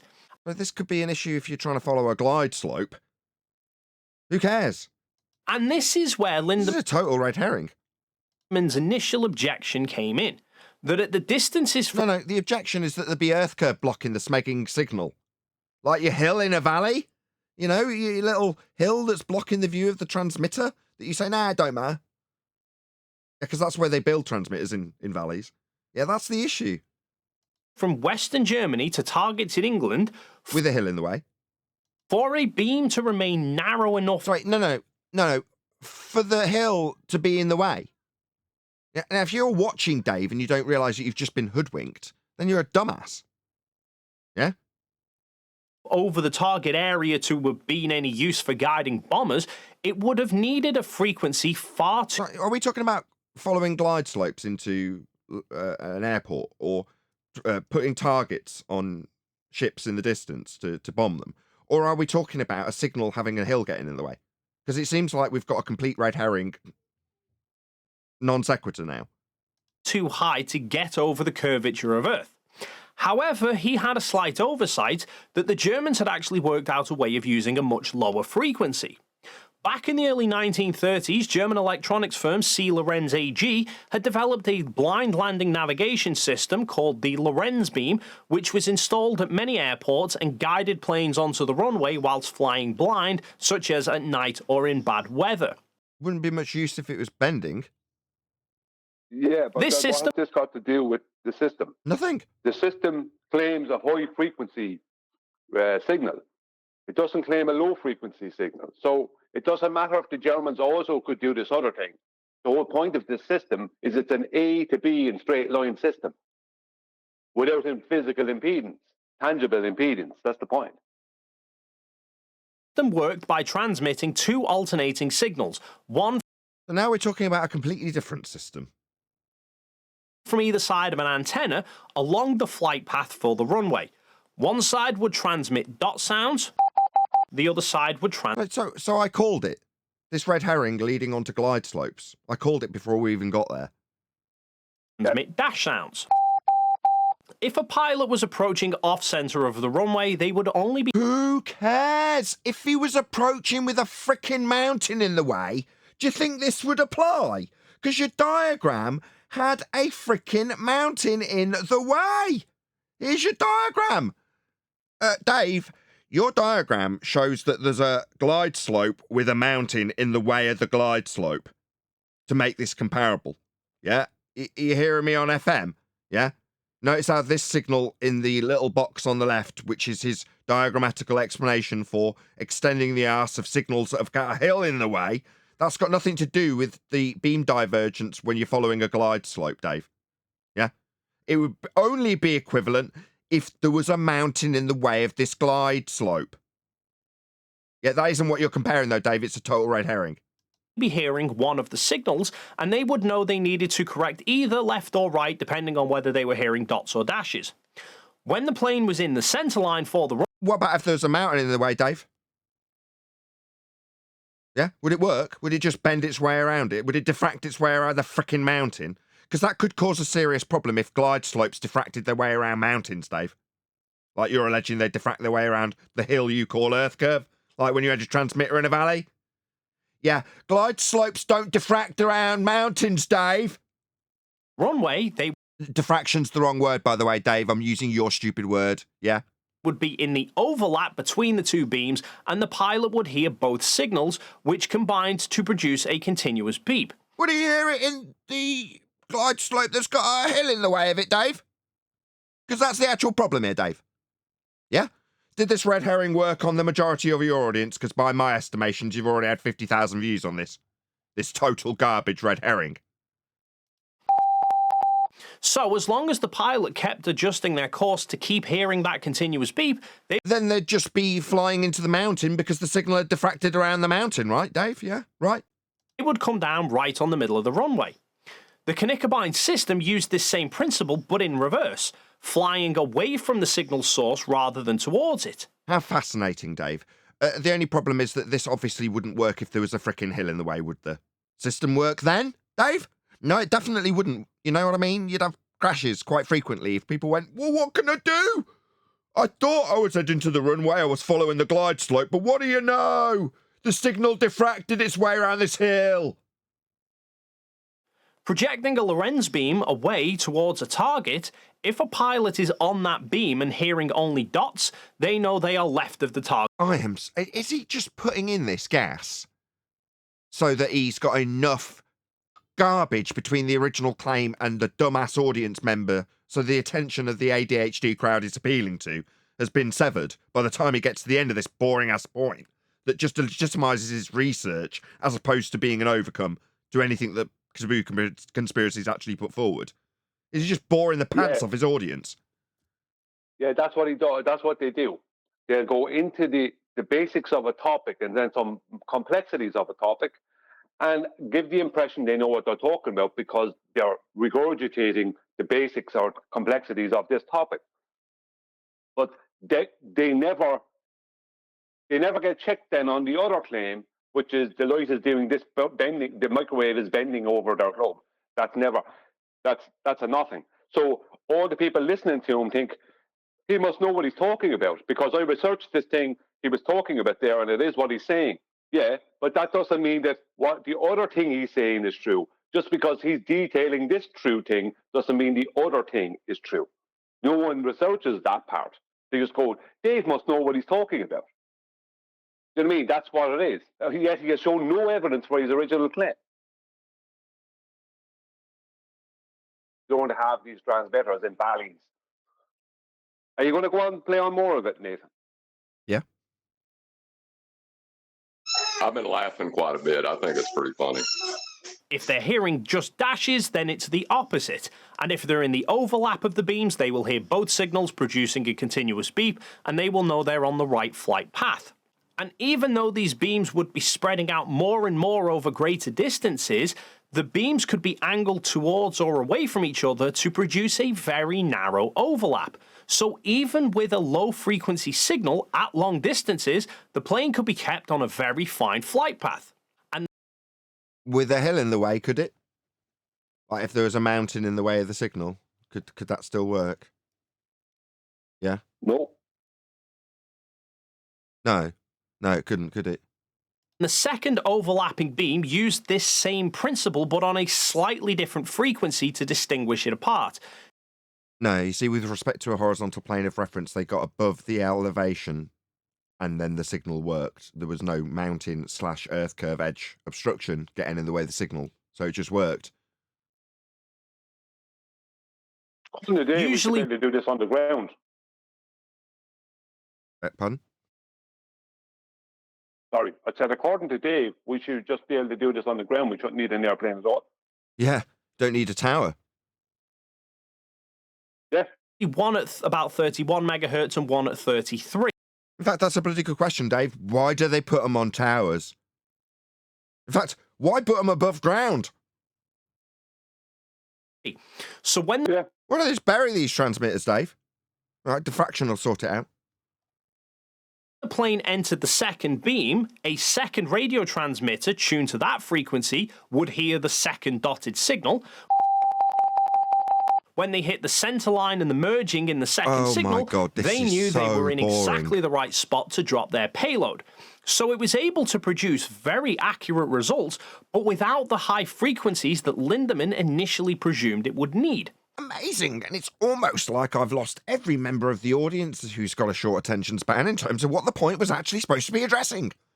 And the documentary explains that the British were initially stumped by this because they suspected some sort of radio navigation was being used based on captured intelligence.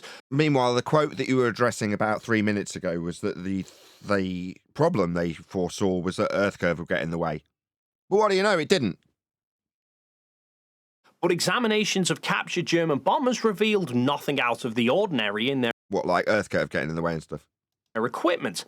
The British were aware of the Lorenz system because it was used in airports around the world, but it wasn't until somebody noticed that the Lorenz receivers on the bombers were actually far more sensitive than what would be required for the relatively short distance at airports that they then figured out Knickerbein was using the same frequency signals as the Lorenz system, but at much further distances. So I asked Coxwalker if there was anything odd about the blind landing receiver, and first he said no, and then he said, but wait a minute, yes, you know, it's much more sensitive than they would need for blind landing. And of course that was it. Effectively, the prisoner had thought we wouldn't spot it because it looked to be an ordinary blind landing receiver, but in fact it was a much better receiver than one needed. It would have the necessary sensitivity, we thought, and so here was the answer. And funnily enough, the documentary... Why would it need to be super sensitive?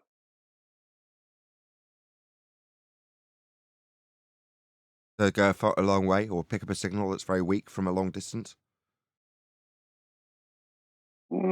Yeah, or a particular type of signal. What's your point? That his argument is not an argument. Oh, right. Yeah, I thought that was a given at this point. It's a complete non sequitur, red herring. Yeah. Covers Lindemann's reaction to learning about this. Told him, convinced him on the theory, now, with Eckers's paper, that the beams would bend round sufficiently, that it was in the blind landing receiver. Therefore, they must be on frequencies to which the blind landing receivers could be set. So he's working under the supposition that they must be bending because it's going around the curve of the Earth. So it's affirming the consequent fallacy on the part of this gentleman. Yeah. Well, if it's going around the curve of the Earth and they're very sensitive, it must be bending because it's not being blocked by the curve of the Earth. That's an affirming the consequent fallacy. It's another example of them giving themselves a problem and then saying, wow, look, we overcame that problem. Look at that.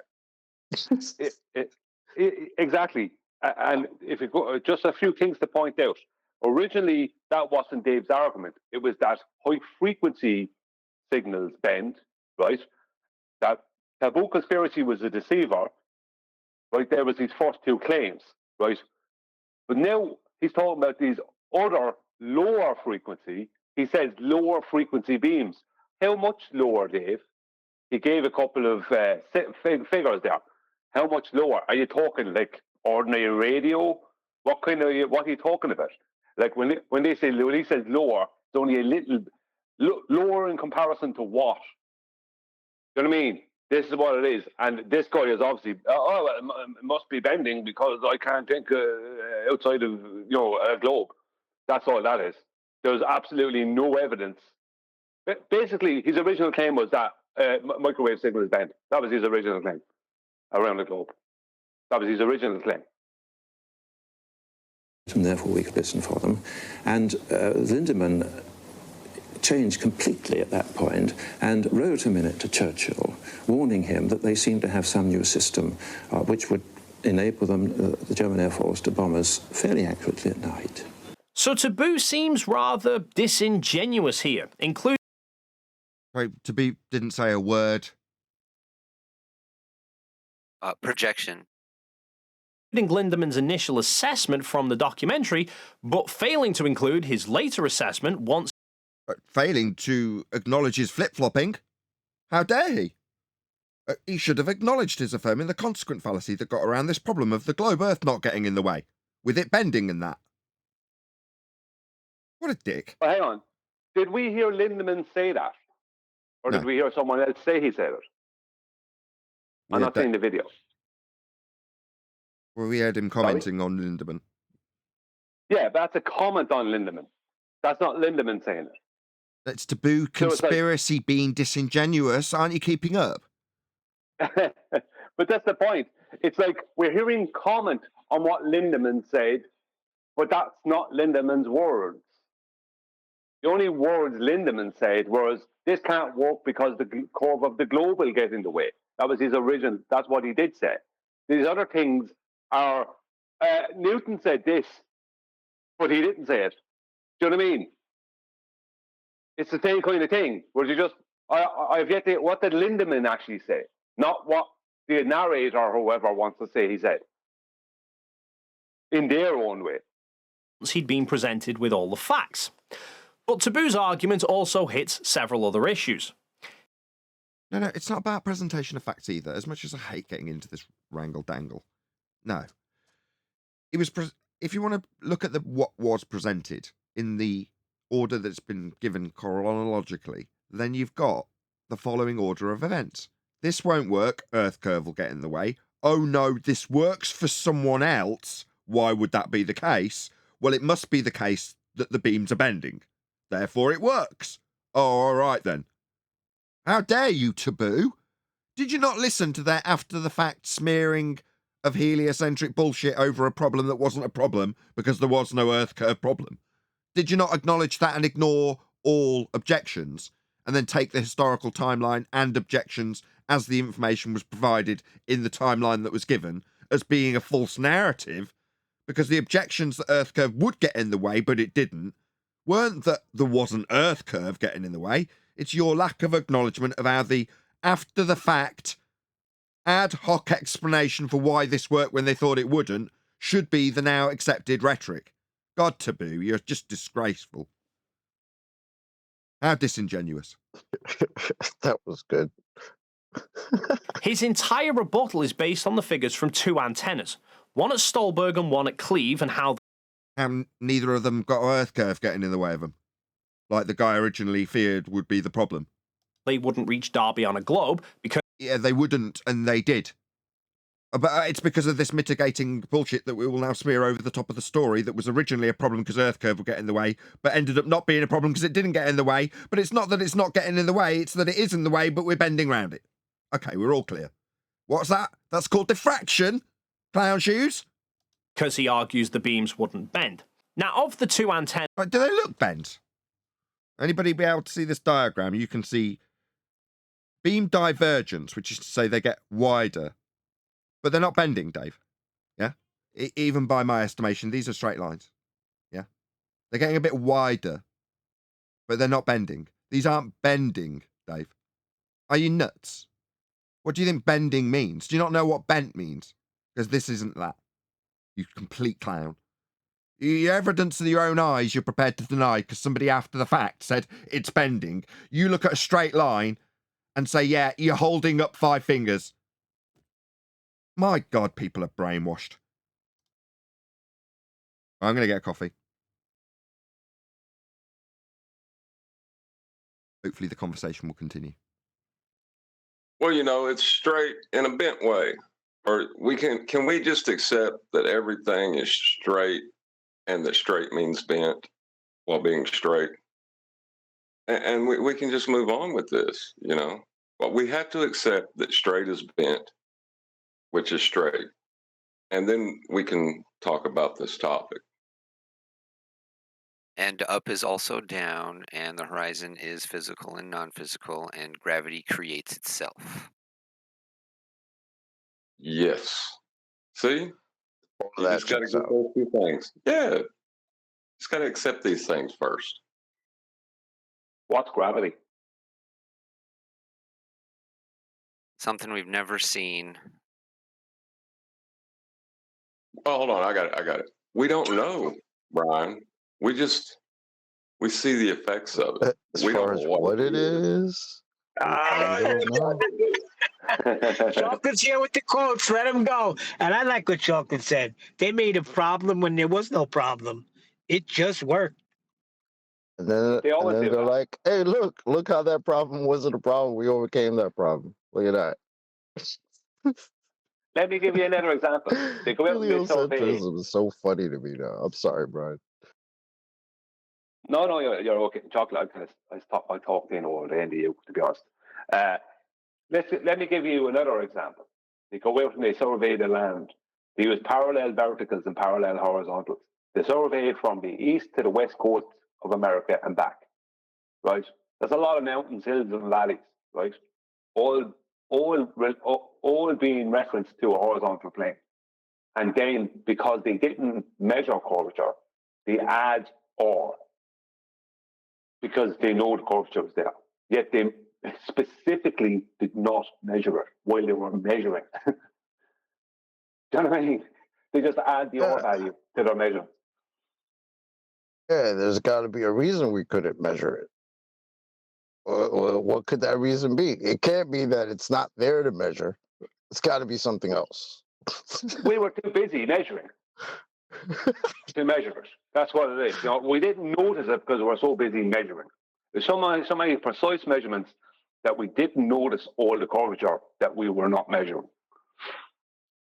So we just added it in anyway, because we know it's there without ever measuring it. That is the same thing as, well, they don't bend, but because we know it's a globe, they must have bent. You know what I mean? It's like the radio, microwave signals don't bend, high frequency signals don't bend, but because we know it's a globe, then they must be bending. You know, it's a case of belief over fact. Well, instead of talking about that, let's talk about beam divergence and diffraction instead of the problem. We'll talk about that for 45 minutes. Yeah. And then at the end of it. Go on. Oh, I was going to say, and at the end of it, say that, yeah, see, there was Earth curve there. You know? Well, the beam would have had to have bent because the Earth is a globe. I mean, it does work, and the Earth is a globe, so it proves a globe. Do you know what I mean? Yeah, just ignore the 45 minutes I spent telling you why there can't be any Earth curve there. And then I'll conclude with, obviously there's Earth curve there. Yeah, don't put McKeegan in charge of communications because he'll have all the transmitters in valleys. Triangles does that all the time, though. Not always, but he contradicts himself in the first half of the video and then concludes the opposite. I've seen him do that several times. Yeah, he does. He's a train wreck. He goes around in a circle. See, I don't think he's outwardly dishonest himself as a person. I think that the globe has forced him to lie. Go on, Charles. I was just gonna say that. I was just gonna say it's not really just him per se. It's all of them, because this is the nonsense that they have to defend. So they're forced. They're forced into a corner of having to try to relay their beliefs to us while simultaneously taking those beliefs away. So when somebody comes here and says, yeah, of course we measure Earth curve, but we measure it flat because it's too big. I mean, you're talking to somebody who literally is fighting themselves in their brain with a belief and the reality. It's funny to hear, like, in real time when these people say this shit. You know? Yeah. It's insane, to be honest. Belief over fact. Yeah. Well, see, I don't know. Is belief is acceptance without evidence. But we're talking about acceptance with contradictory evidence. So Super belief. Like, yeah, this is like Super belief. No, this is delusion. This is delusion. We're talking about delusion. People are delusional. Yeah. Yeah, you're talking about brainwash. You know, someone being brainwashed. Because, like, the thing about it is this, right? McKeegan, who I don't think is a bad guy, I actually reckon he's probably a good guy, right? More than likely. Now, I would say that if you ever hear of a company called McKeegan Communications, do not invest in that company because it's going down the drain. He'll have all these transmitters in valleys. But other than that, right, other than that, McKeegan's probably not a bad guy. I don't think he's bad. But he has been forced to lie. He's been forced to be dishonest. He's been forced to ignore a contradictory, obvious facts. Not contradictory, just facts. And just go with it. You think so? Yeah, because if he's going to continue on the globe thing, microwave signals have to bend. High frequency signals must bend. They all have to force themselves. That's what it is. I don't think nobody's forcing them. Nobody's forcing them. They're forcing themselves because they take up the mantle of having to defend the globe, which is already on its face indefensible. Right, but what I'm saying is, I don't think he's doing it. I think they really believe they're on a sphere, Brian. I'm sorry. I think they believe all the consensus they get, and they're fighting for something that they really believe is happening. He thinks all of this is real. I don't disagree with you, Neil. But the point is that he has to tell himself that 1,000 white lies. You know, that's how he justifies it. And it's only a small little thing that's, you know, this time it's that microwaves don't bend. You know, high frequency signals don't bend, but they must have bent because we know the outer globe. So that solves that problem. So yeah, we know they don't bend, but they have to have bent this time. Do you know what I mean? And he's able to make that work inside his own head, and then he goes, anyway, on to the next topic. Right. You know what I mean? Well, that's one of those 1,000 white lies. There's that, and then there's the like the drive of the consequences of accepting the obvious nature of reality, because there are consequences. There it is. There it is. Once you do that, you have to relinquish your belief in a globe, and they're not willing to do that. That's why the Black Swan is so devastating. Why do you think when reality hits them in the face, they have to switch up? It's the beautiful example of reference frames and Coriolis, right? We have reference frames. We know that there's a differential in reference frames, right? Until they're asked to display that or demonstrate that in reality, all of a sudden, what happens? Oh, the atmosphere and the earth are rotating together, taking away the very thing that you needed for the prior claim. And that'll come out of the same person's mouth in less than a second. That is a form. That's a form of like, I don't know, psychosis, or I don't know what the word is. I'm not a doctor, but delusion, that's crazy. I think is the best one. Delusion, maybe, yeah. I don't know, but if you could say that with a straight face and not know how you just messed your own claim up, then something wrong with you. Well, think about what he said at the very beginning of this is, why do you waste your time talking about this? Right? He never did really give an answer to that, did he? No.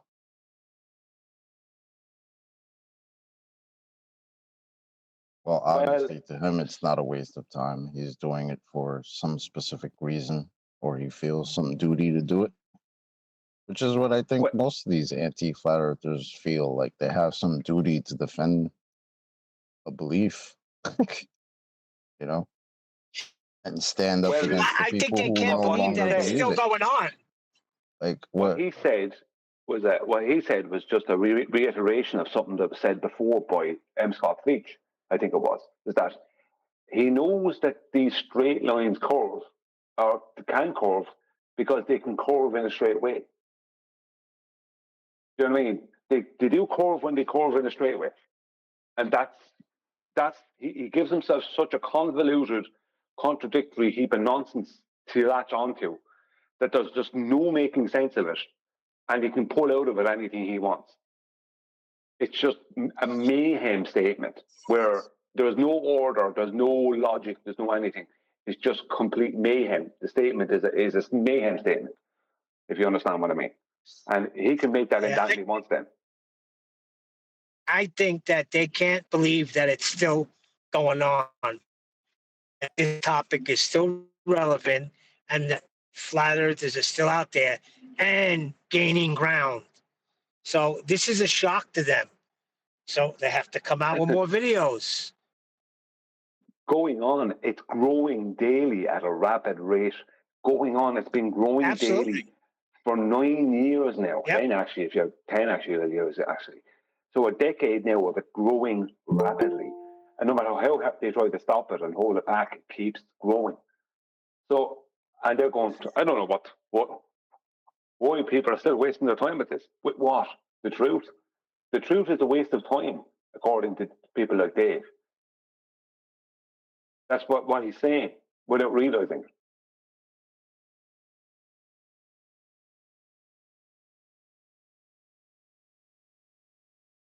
Well, think about all the other stuff you'd have to wonder about if you accepted the Earth was flat.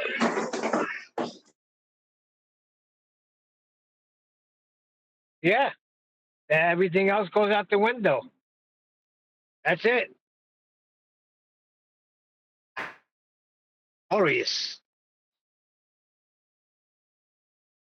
Well, everything wouldn't go out the window, but you would have to, be breaking everything. I'm talking about I'm talking about heliocentrism. All their little fairy tale solar system. Bye-bye.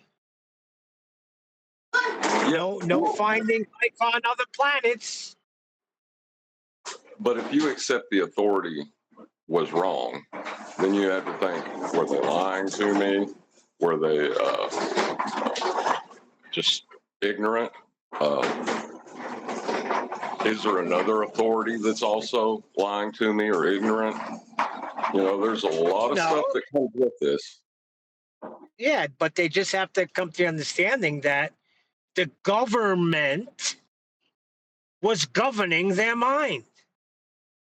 Plain and simple, short and sweet. 1969 was supposed to be the death blow, and then with the television just constantly promoting this space and planets and life on other planets, and eventually we'll get there. Yeah. The problem is the Government was overreaction. they were doing their job.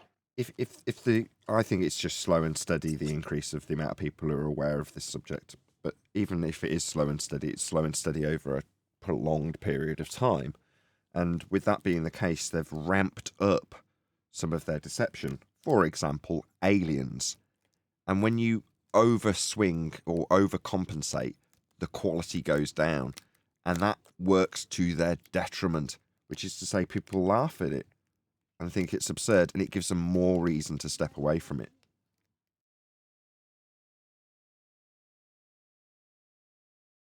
Amount of normies rejecting... So you're saying it's hurting them? Yeah, I'm saying that if you're a normie and you when Chocolate or I describe swinging the bucket around your head and going, that don't make no sense. I'll put it on the back burner for now. But that don't make no sense, right? Well, most normies don't do that at any stage, but if they do it because of aliens, then that's very detrimental when there's a good chance that next man might turn around to them and say, well, that's because we never went to the moon, space is fake.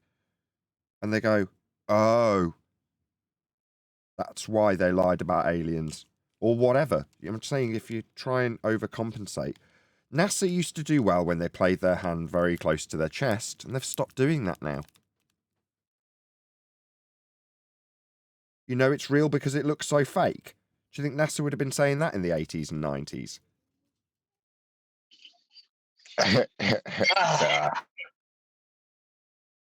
Right. Elon Musk might be playing the same long game for all we know, right? He's currently trying to drive the price of Disney down so he can probably purchase it, right? He can slate them and put them in a bad light and cause problems for him. He might be able to purchase them at a discount. Well, people like that with that much power always want more power. And if they've seen that there's a control of the people with a paradigm like heliocentrism, he obviously wants in on that paradigm, doesn't he?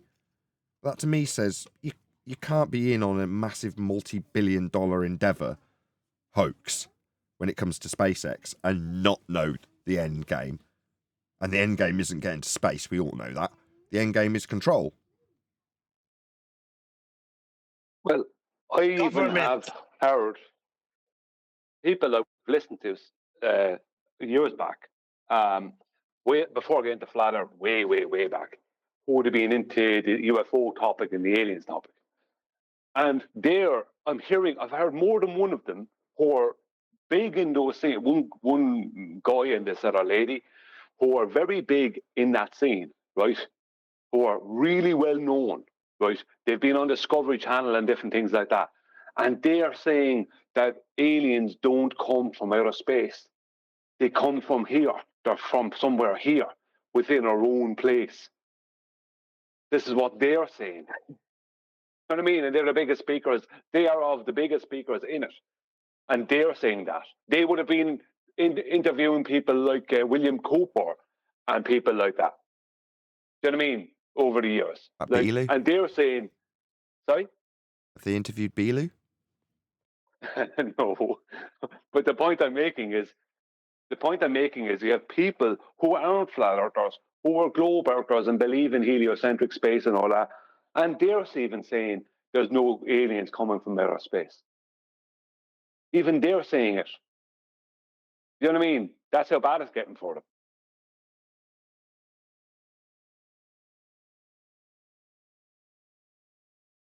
I don't know. What's next?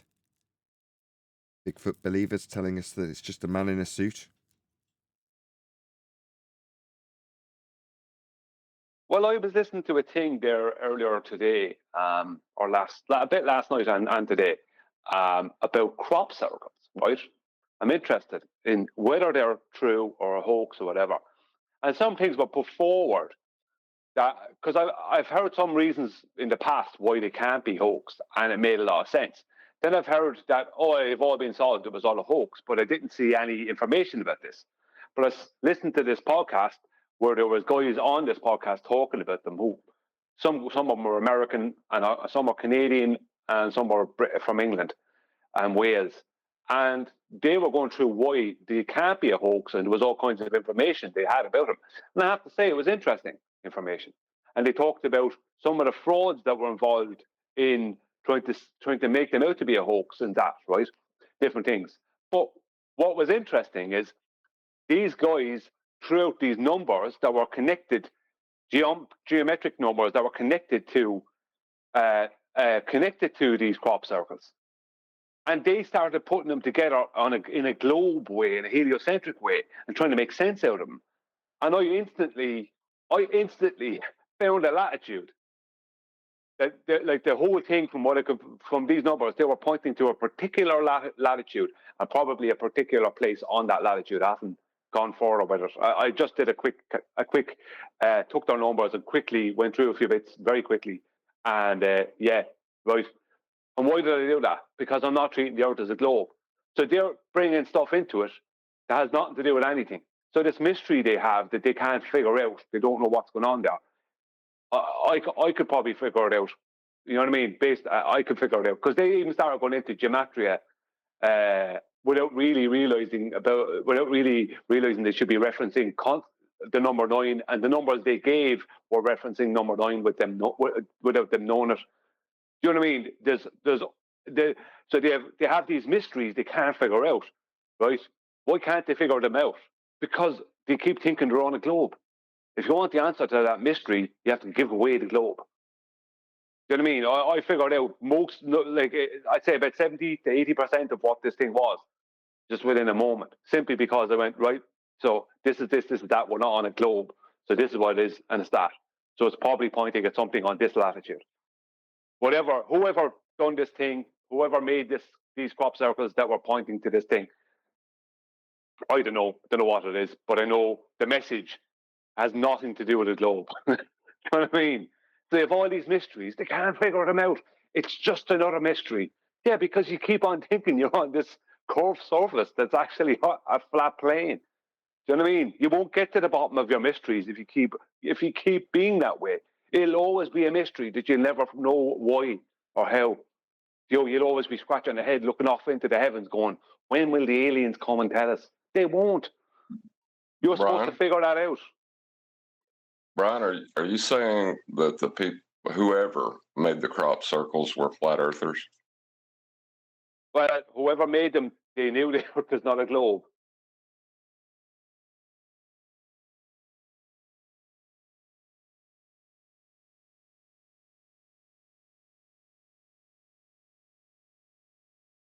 There was a time when you get laughed at when you mentioned aliens, but now the government comes right out and says there's aliens. Go figure. Yeah, they'll probably start calling to your house if you start saying there isn't aliens. They might start calling to your house and saying you're pumping out this information. Expect that in the future. You know, rather than you saying there is aliens and the government trying to blacklist or badmouth you. If you say there isn't aliens, that's what they'll do now. Because everything's going backwards because they're desperate. Or it's on purpose, I don't know. Either way, that's what's going to come. Someone will say there isn't aliens and they'll be at their house. Remember when 10th Man laid out the Great Deception? That alien encounter?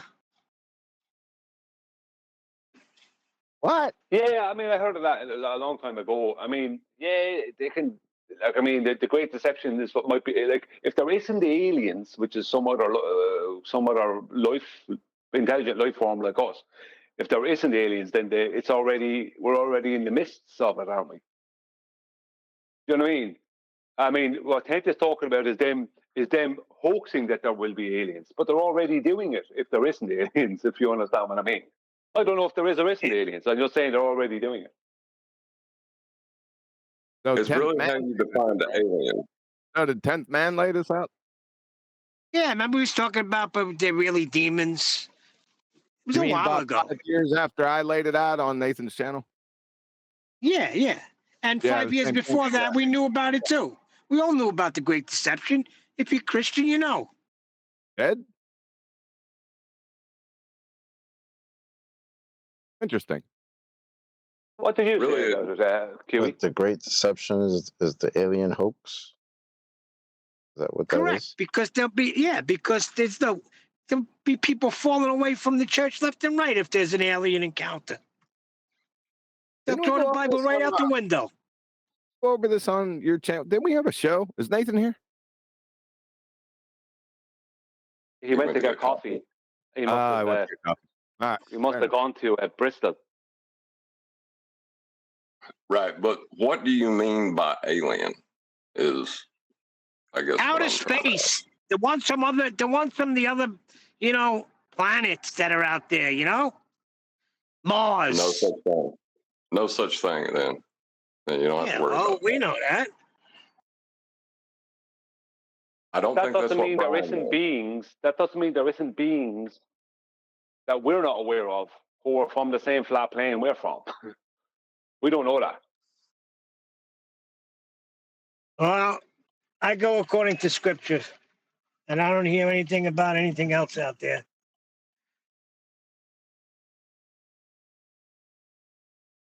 Speaking of 10th, has anyone heard from him recently?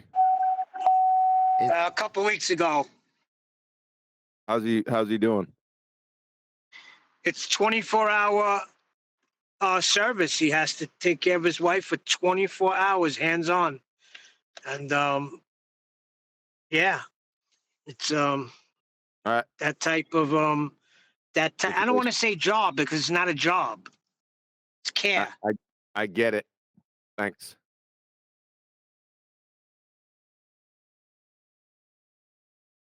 That sucks. You're getting pretty abrupt with me lately. What's the problem? Yeah, that was pretty abrupt and rude. Like, you asked the question and Neil answered it and you went, get it. Thanks. Yeah. I think because I might go on, but I don't go on as long as you go on, Brian. I'll go on a bit, maybe. Brian under the bus. John Right spent a under the long, bus. From seven. Where's John spent a Daniel? long time. I John brought spent up a long something. time. Hold on, I just want to say, John spent a long time in the military where concise information is really important. So he just, I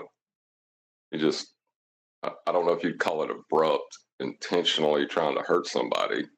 He just wants the information. We found your Oh, he simp, don't Huey. hurt me. We found your simp. I was just gonna say, Refracted is the biggest white knight of QE that I've ever seen. Why he white knight for you more than I white knight for Brian. White knight for Brian. You just threw me under the bus a minute ago. Some simp you turned out to be. But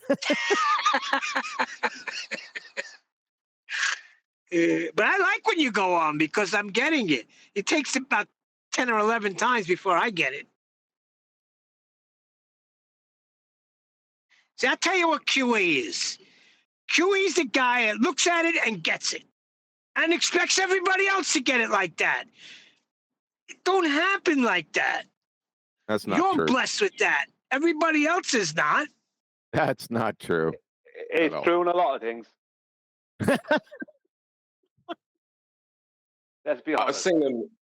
I seen it happen in real time. A guy was trying to make a claim, and John was just trying to get him to clarify what he's actually claiming. And the guy acted like John was getting rude with him. You know, that's usually what happens. Except they threaten to tear off their head and shit down their neck. Then he's getting a little rude. But that's, you know. That's going to happen today, by the way.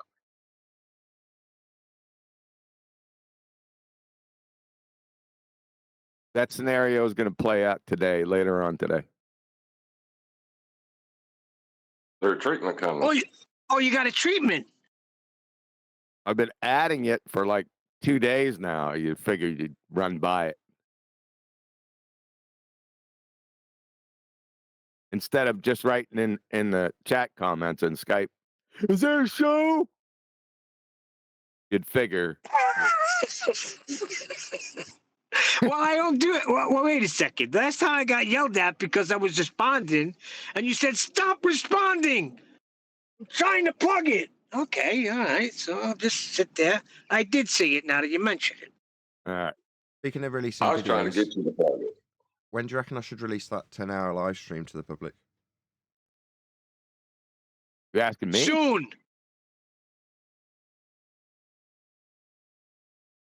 Soon. If I were you, I'd be focusing more on the show you have going right now.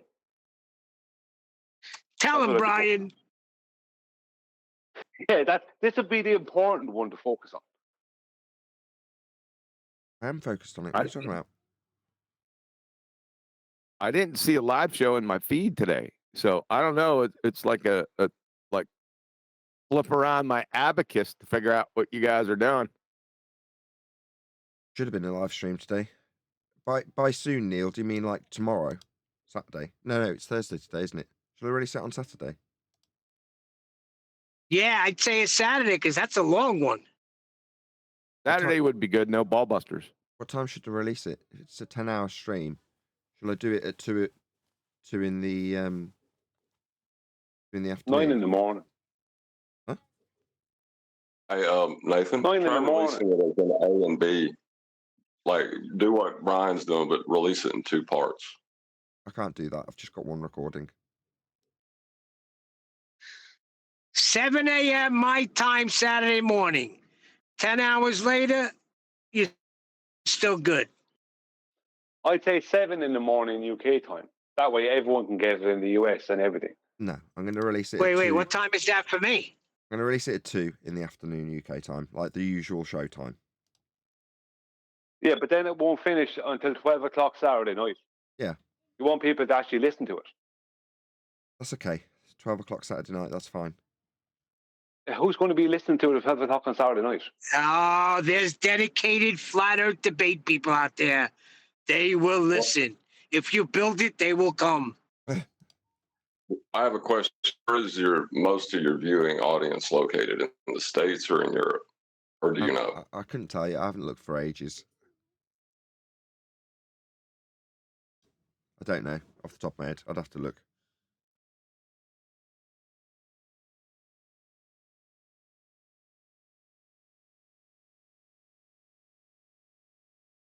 So, QE, what do you think about these missiles that go around the curvature of the Earth?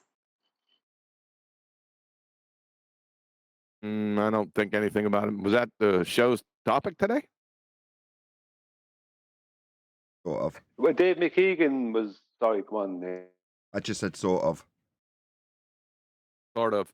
I missed it. Need the background information. What I think about him? Fairy tale. The Kinnikinnick missile. Yours flat. What's the name of the missile that they were talking about, or the technology? Kinnikinnick or something? Knickerbocker? Neil, your information on what was being talked about is pretty bad. That's fair. What is it? I was just like, what missile? It sounds like Knickerbocker to me.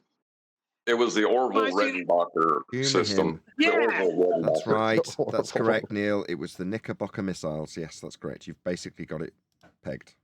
No, tell QE the real name so he knows, because he's military. You got the right name. Knickerbocker missiles. What does that have to do with anything? Just because I'm military and they're purportedly have a missile that goes around their fairy tale ball-tard, that doesn't automatically make me interested. No, I'm talking about the name. You think I'm interested in the name? I think you might be familiar with the name, because that's the first time I've ever heard of it. It's from something from World War II. What Neil is saying is you're about 118 years of age.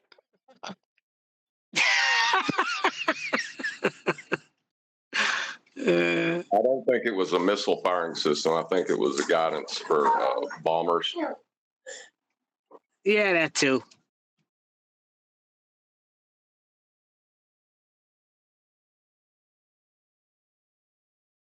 Doesn't matter what it was. Okay. It had to take Consider into nobody account. else will fill him in. My God, I'll have to do it. I thought Nathan was going to say it, and he didn't. Then John didn't say it. It's QE. It's a guidance system for bombers where they're using microwave signals. And it was a video Taboo Conspiracy made that Dave McKeegan was responding to, because Taboo Conspiracy Ben pointed out, that it was that the main person on the British side, it was a German thing, it was a German system. The person on the British side said, that can't happen because of the curvature of the Earth, because they'll be using high frequency signal, right? Like microwave, right? Mm-hmm. And Dave McKeegan was pointing out how Ben Taboo Conspiracy was totally dishonest with his audience, and about how microwaves do bend around the curve of a globe. And he even he was putting transmitters into valleys. He put a transmitter on one side of the curve of the Earth and the receiving person, if you will, on the other side of the curve of the Earth. I repositioned it contextually and said he's got a transmitter in a valley, which effectively he has.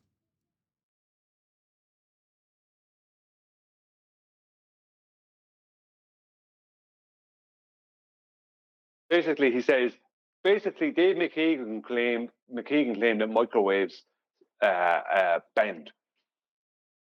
They're not straight line. That's what he said. Diffracts. Yeah, but that was the word he was using because he didn't know what he was talking about.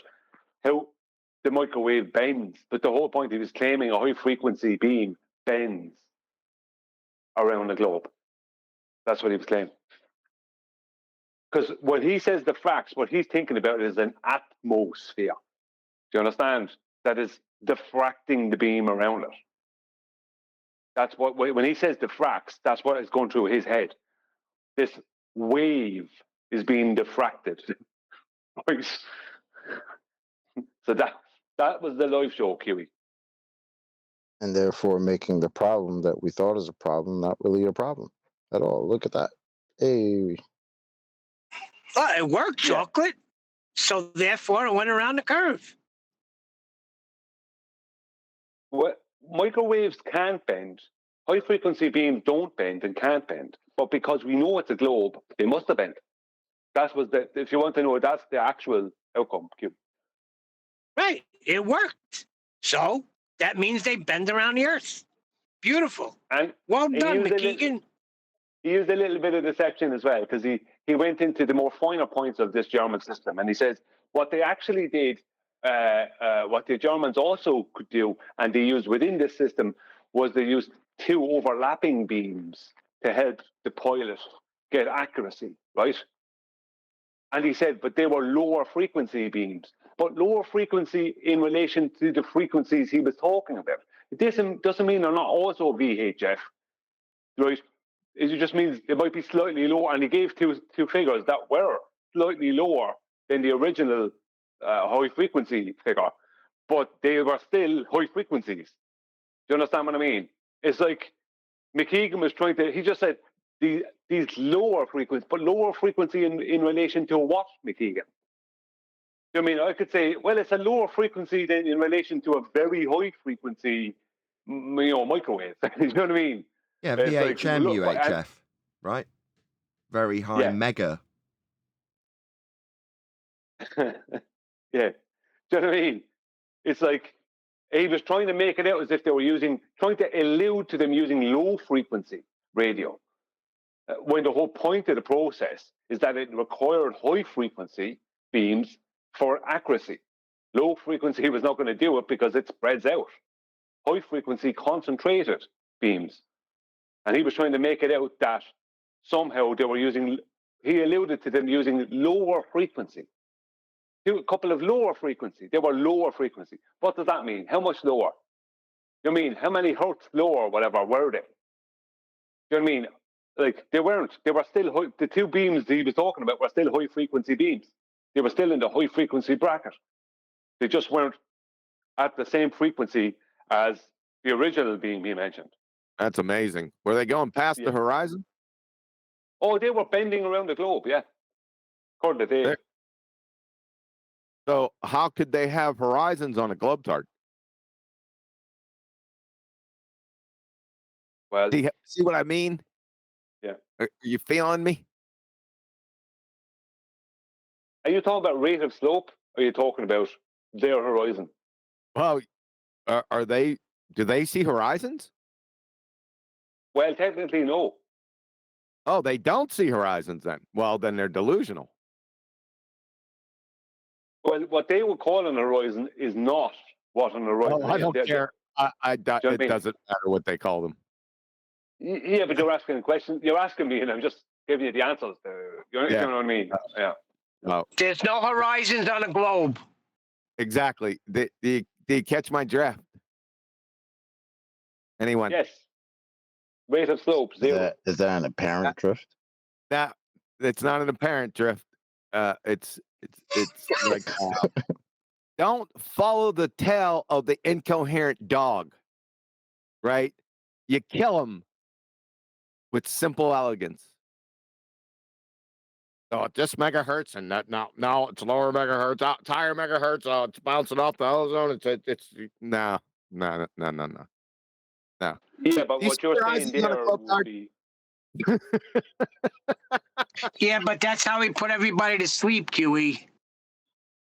I mean, that's literally the first thing I thought of when he started talking about proving a globe.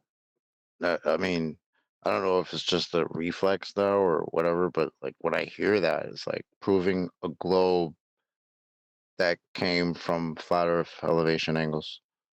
Okay. Or you could go that route. So you're proving a globe that came from a flat Earth. Okay. Continue. Yeah.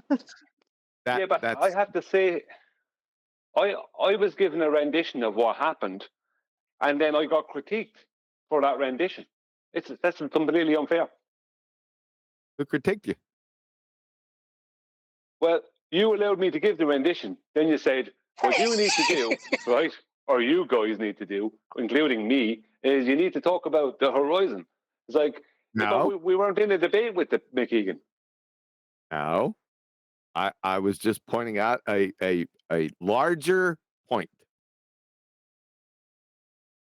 I didn't ask you to give a rendition of what Dave McKeegan said. Or we could talk about how Rob Durham thinks you're wrong. Oh, yeah. Fuck, I forgot about that. Got a comment on this What's that live about? stream already. Frequency and wavelength aren't. Frequency and wavelength isn't derived from refraction patterns. A radio signal has both frequency and wavelength, whether or not there's any diffraction. And diffraction does, by definition, cause waves to curve, spread out, caused by an aperture or obstacle. Dave M is right. Waves. Waves of what?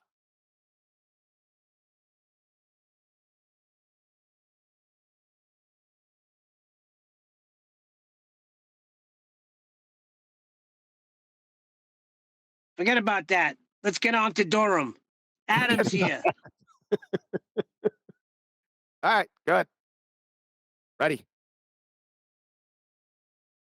Well, I filled him in briefly, but I was hoping Adam could fill him in more. I'm driving and delivering. About what? I was telling him about the Rob Durham thing. Yeah, I've not had a chance to speak to him because I was watching football last night. But he did offer to talk to him, but I said, no, I'm watching football. So I'll try and talk to him at some point in the next day or so, just to find out what his point is.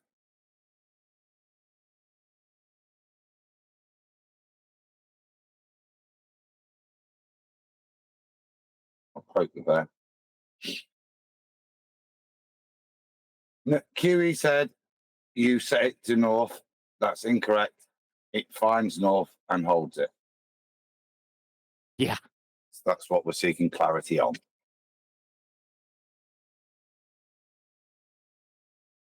So I was right this morning. That's what I said. No, magical pixie dust from Gondor.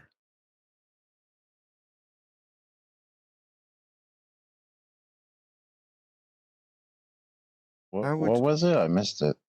Rob's Say that again? proposing that it finds its own north. It finds it by itself. How?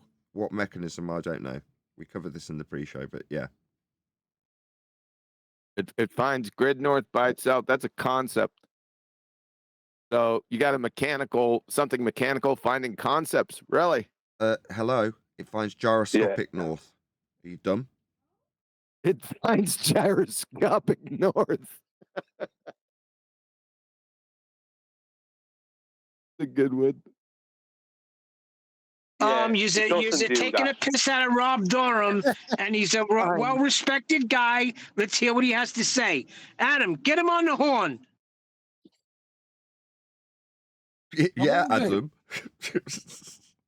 Yeah, Adam. Yeah, Adam. Interrupt his day and get him over here now. Neil needs him to be here. Suspect he may be at work. So am I. Oh, brother.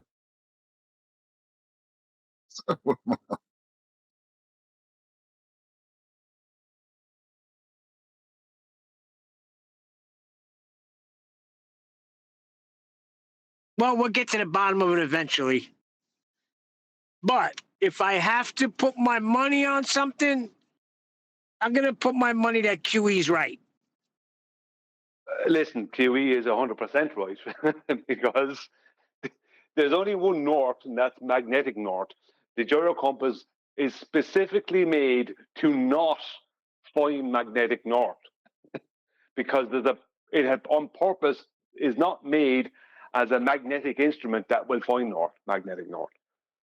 So it can't find north and then hold it. It can't. It's impossible. All I'm saying is this. I've never used one, and the guy's got one in his house.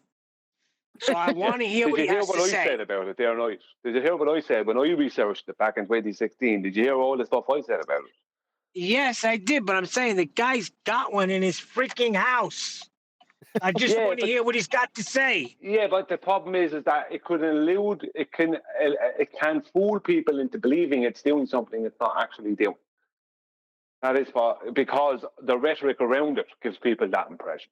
Can it fool them? Sneaky gyros. Sneaky gyro. So you think Rob Durham doesn't know that?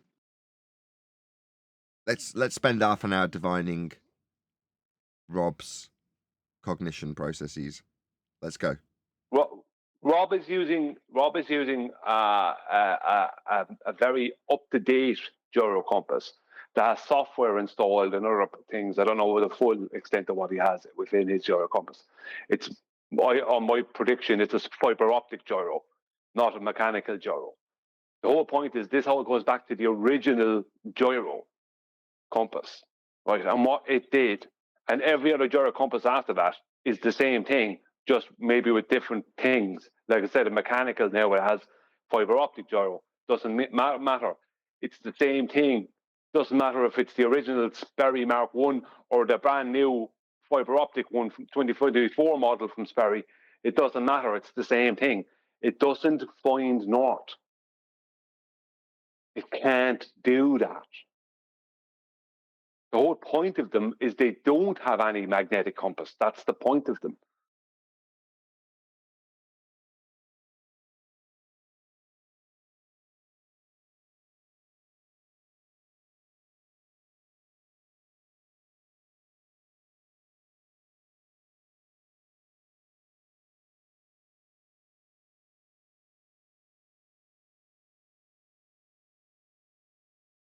Well, I'm glad we got that cleared up. As Neil says, if he has got one in his house, it's very important we hear what he's got to say about it.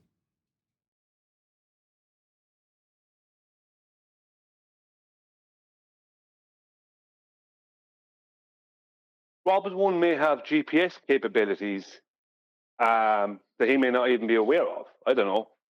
I mean, if he says it knows where north is, or has software in it that will predict north.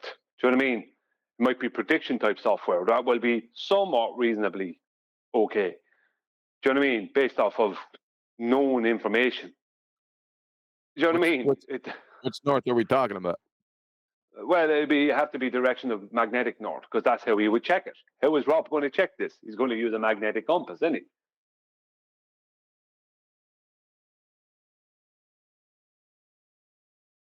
Yeah, but that's not the claim of the Baltards. The Baltards' claim is it finds true north. Yeah, but that's because they don't understand. Right? This whole thing about magnetic north and true north being two different things is a load of bullshit. Sorry for the language. There's only one north. Well, north is only one thing. No. Nope. There is true north. Now, true north. It's conceptual, but it's used in like apps and shit. Right. let me throw this at you. They're claiming the magnetic north is moving around. Yeah. At present, they're claiming it's on the coast of Russia. Right. I have confined absolutely zero evidence for that. I've looked and I've tried to find evidence that this magnetic pole, as they call it, moves around. I have found no evidence that what they call grid north and magnetic north are not exactly the same thing in the same place. They're not. Well, if you look at magnetic declination and how it manipulates things, you have to start asking, how is this? I found no evidence. I looked, I could find no evidence that the two are not exactly the same. Well, I'm your evidence. How would you prove to me that the two are different? Well, it's very easy. I found my location through navigation by adjusting magnetic to grid and grid to magnetic. So it's a man-made convention, is what we're talking about here. And, Okay, but and cartography. yeah, but you have to understand that the cartography is based around the pre-assumption that there is two different norths. The coordinates. That's more or less what I'm saying, kind of. It's more complicated than that.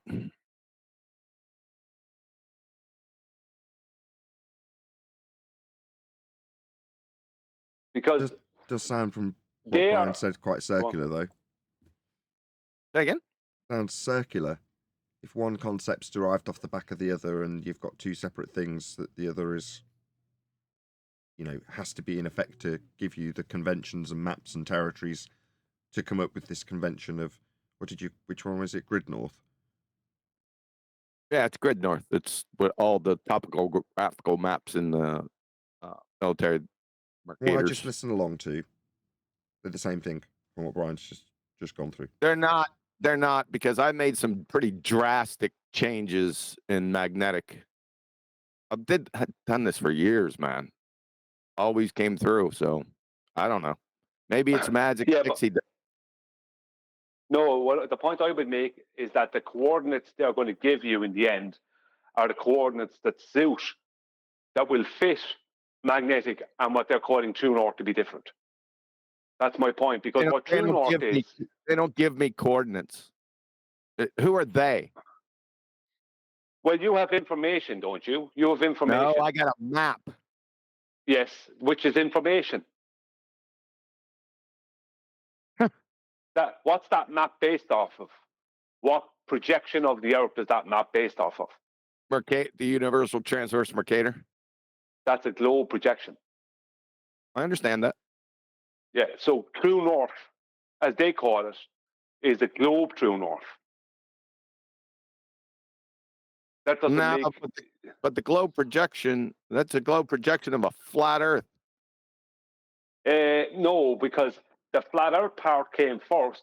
They turned it into a globe, then they turned it into the universal transverse Mercator. What you just said. And then they turn it back into a globe. They go from globe to Mercator, globe to Mercator. Yes, that's you're in agreement. Let's move on. That's the point. You agree with each other, yes. Move on. Does still seem circular, like the same thing to me.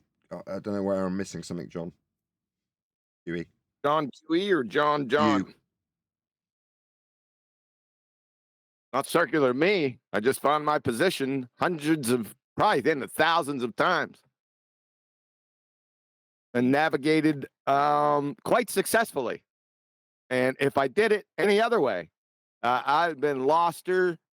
It's this thing. Lost one. This is lost 3. Or you lost 2 over? Sure, but it would have been like if you've got a measurement of Polaris giving you the latitude system, and that latitude system being projected onto a ball, and then giving you the transverse Mercator with Grid North, then that system of Grid North come from the original derivation of the measurement of Polaris. That's the steps, isn't it? They're the same thing, as far as from what I'm hearing from Brian. I'm just repeating myself now. I'm missing something clearly. Yeah. No, the north, what they're calling geographic north. Because when the ballers say grid north, that means that they don't know what they're talking about. Because grid north is different from geographical north. No, when they say grid north, there's well, they might north, be, geographic north. Sorry? You saying the ballers? Who are they? We're talking about the gyro, aren't we? The sentience and the but gyro. I'm trying to lay something out. There's 3 norths. Actually, I think there's 4. There's 4, but there's 3 norths. Grid north, there's geographic north, which is based off of the point where all the longitude points meet at the north of the globe, and magnetic north. And there's 3 different norths. Does the gyro know which north we want it to point to automatically or not? Does it know that? No, it can only be. It doesn't point. It gets pointed. Yes. How do you set a gyro compass? With a magnetic compass. There's That's a fact. Magical computer pixies inside the gyro that point it north when you spin it up. That's how it works. No, Gyroscopic north. that's you have to rub its gimbals with the pixie dust from Gondor. You left Don't that be out. absurd. You just spin it up, and the gyro points north. It's magic.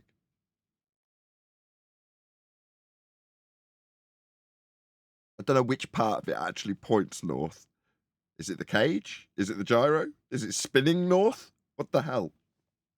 Are you talking about mechanical or light gyro?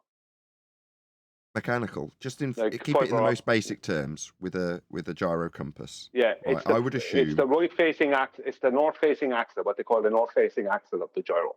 So they're using a gyro. Vertically. Yeah, so you're pointing the cage, right? Yeah. So the north-facing axle is connected by a sprung wire to the zero on the compass card, and the zero on the compass card is what they point towards north with a magnetic compass. That makes perfect sense. Yeah. But you've got to do that's a process, isn't it? Now, don't get me wrong. I don't doubt that you could have an automated process. In other words, you have something else within the system that can reference north, and then you tie the two together and make it automated. But that's still a process. Yeah, that's what I think is happening with Rob's one. Because, like, Rob is not a fool. So I think what's happening with Rob's one, a lot of it is that there's software involved in Rob's one. And I reckon the software is predicting where north is because it's predicting stuff to do with the magnetics of magnetic north. Or, I mean, I'm just guessing where that will be. Or just, I mean, maybe it's got a compass in it. Can I add something? Well, maybe it has it could have just a compass in it, like GPS. See, that's what I'm saying. Is it connecting to GPS? Because it doesn't need that Wi-Fi to connect to GPS. This is my point. It could have a little receiver in it. You could. GPS information. It just seems silly. I'm just saying, Brian. I mean, I don't know anything about this. That's why I'm getting laughs, because it's easy to mock when you don't know. But I'm just saying, in the most simplistic terms, right? With a puddle, a leaf, and a bit of wire, I can get north. It's the most crude system there is, and it's so easy to utilize. Would it not make sense to just have a compass in it? Yes, it would. But I'm trying to say something. If you let me finish, I'm trying to give you information. It may have a compass in it, or it may not have a magnetic compass in it. It might just have a connection to GPS and similar systems, which will then tell it what direction north is. Because GPS receivers have compasses or get information. Do you mean? But GPS receivers themselves have compasses. So yeah, if it has a GPS receiver in it, then it has a compass, I suppose. But either way, if it just gets GPS information, the information will be enough to tell it what direction north is, where north is. Do you know what I mean? Software, if there's software in it, then you don't know what way it's programmed. So the point is, the only way it's going to know where north is by referencing magnetic north. There is no other north. I don't care how many other norths they try and make up. There is one north. Go on, sorry. The geographical north is based on the celestials. Yeah. East to west is the sun's movement, and Polaris is north. The magnetic north is a different thing. The geographical north is based on the celestials. Yeah, when Brian said they think that there's only geographic north is magnetic north. Who were they? Gyroscope pixies. Now, who were those people? Were those anti-flat earthers or clovers? The ballers. I've had it with them. Anti-flat earthers, right? Yeah, they don't. A lot of the time, they don't know the difference between grid north and geographic north. Yeah, okay. Now that makes sense. See, you had to define the they. So that, yeah, they're morons. Yeah, all right. They'll mix that up.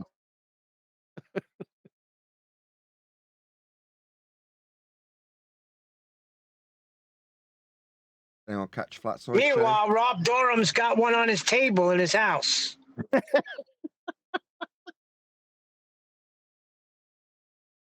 Is he going through rough seas?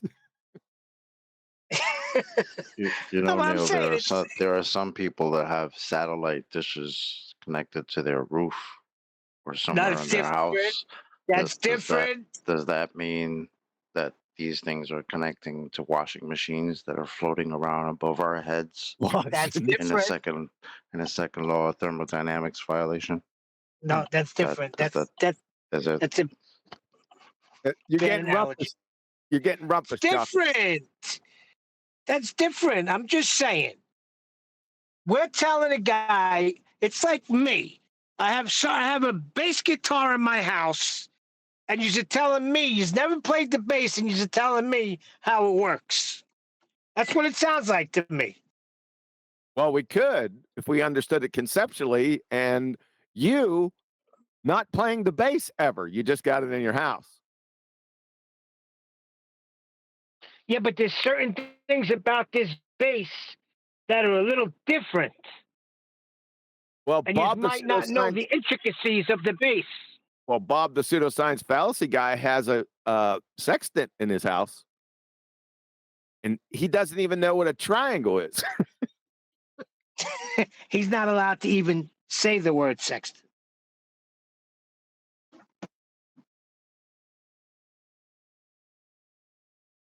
Did anybody All right. see? Did anyone catch Flatsoid talking to that guy that we covered indirectly?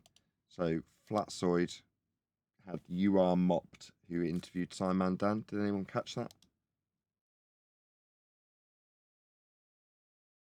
Plead the fifth. Nope. Plead the fifth. Did you say? Yeah. Okay. I'm going to spin through because when he was talking to Dan, he didn't actually disclaim his position. He was interviewing Dan, so that's fair enough, right? But I tracked down the bit in Flatsoid's chat with him where he basically disclaims his position. So why doesn't it pause whenever I press the timestamp? Really irritating. Internet, you can sort of hide behind the screen kind of thing. Everything seems to be pretty well explained. A lot of people wouldn't be so by the globe model. Right. Rude to each other if they were face to face, I suppose, and studied physics. Would probably get along just fine in many cases. There'd be a lot more respect. But I mean, even with me, when I usually talk. Sorry, I had two instances playing by accident. Sorry. Let's just try that one more time. Everything seems to be pretty well explained by the globe model, right? So, and I've studied physics, and I'm into astrobiology, astronomy, just as a hobby, but everything, like I've taken the courses in physics and done the gravitational experiments and learned the equations and derived the equations. Everything works. Everything really works. And, to my mind, there's just, absolutely no reason to question any of it because it all works, right? We have the most amazing technology and satellites and, it's just too much. Like I would need a lot of evidence that would, one, have to explain the world that we observe better than the globe model in every way. The globe model seems to do it perfectly. And then, if there is a cover-up of any kind, that, that requires a lot of evidence and explanation and motive. Like, I don't see any of that, right? So, like... There you go. That was it. Thank you. Thank you. Can we see the model?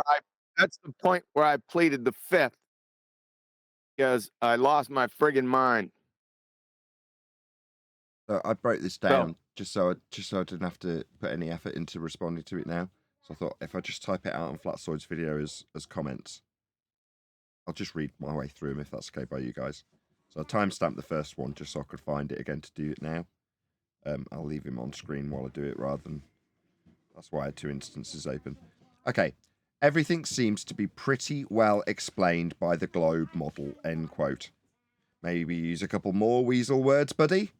The globe model came from measurements of a flat Earth, specifically the R value, which came from measurements of a star called Polaris and its minimum elevation angle. Your model, we don't live on a model, requires a flat Earth. That was my response to the first part. Next bit he covered. Actually, I'll go back to the beginning. We'll play each bit as we hear it. Let's just do that now. Everything seems to be pretty well explained by the globe model, right? So, and I've studied physics. I'm into physics. Category error. The ball you believe in isn't a cause and effect relationship. You obviously have no idea what science is. And I'm into astrobiology, astronomy, just as a hobby. But everything, like I've taken the courses in physics and done the gravitational experiments. Gravitational experiments. What would those be? There are no natural phenomena to study the cause of when it comes to gravity. It hasn't been a force for 109 years. Gravity is not a force, end quote, George Musa. There isn't really a force of gravity at all, end quote, Professor Brian Cox. And learned the equations and did he say astrobiology? Yeah, he did. Yeah. Is Yeah, I that was a going to thing? ask, is that the new discipline? Say right, that thank again, you That's for a Chopper. clearing thing. that up. To answer your question, that's a thing. Yes. Okay. I have the equations. I derive the equations. So maths then, not physics. Yeah, do you feel like your science studies have left you in a strong position to talk about the maths? Because maths is abstract. It's not physics. Everything works. Everything works? Right? You mean your maths works? Abstract maths isn't physics, first and foremost, but study of the physical and natural world is physics. But your maths is just language. The only thing that's working is your gums flapping. Go ahead. It's a logical fallacy, too. It's a pragmatic fallacy. Ooh, pragmatic fallacy. Go ahead. That's what it is. That's what it works. That's what that's a pragmatic fallacy. Think about it. How really does astrobiology work? If the model works, why do you have to invent dark matter and dark energy?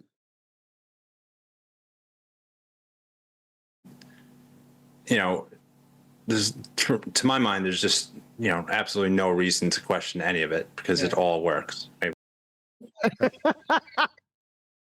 Yeah. Wow. Yeah. Well, I've just given him a reason to question it, haven't I? Earth's measured flat, and your model depends on it. I mean, why the hell is this guy even here? He's just here to affirm his own biases, right? And confirm the unquestionable, because that's what he's basically disclaiming. We have the most amazing technology and satellites in a sky vacuum, following the motion Washing made by machines. measurements of a flat Earth. Yeah, when outer space is fake, you can't have gas pressure without a container. If the sky was a vacuum, the gas we breathe would fill the space. Go ahead, whoever that was. No, I was just gonna say washing machines floating around above our heads. That's what he believes in. It's just too much. Like I would need a lot of evidence that would, one, have to explain the world that we observe better than the globe model in every way. The globe model. Right, so I need a lot of evidence, like measurements of a flat Earth. Yeah. No. Maybe he's not aware of his compadres telling us it's so biggy. There's no curvy. So which world is he observing that the globe actually explains? I'm confused. So I was going to ask, what world is he observing? I have two things to say about it. The first thing, I was about to come in and say, I think George came in and said, present this globe model you're talking about, number one. And number two is, he says it would take a lot of evidence, but he doesn't know what evidence is. So how can you present somebody with evidence when they don't understand what evidence is?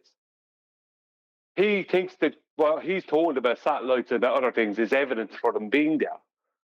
So how can you present someone with evidence if it's like showing a book on biology to a dog? No offense to the guy, I'm not calling him a dog. I'm just saying, the dog doesn't understand the biology book. So how are you going to expect the dog to understand what you're saying concerning it? He can't. He'd have to understand the biology book to understand what you're saying about it. You can't present evidence to someone who doesn't understand what it is. to do it perfectly.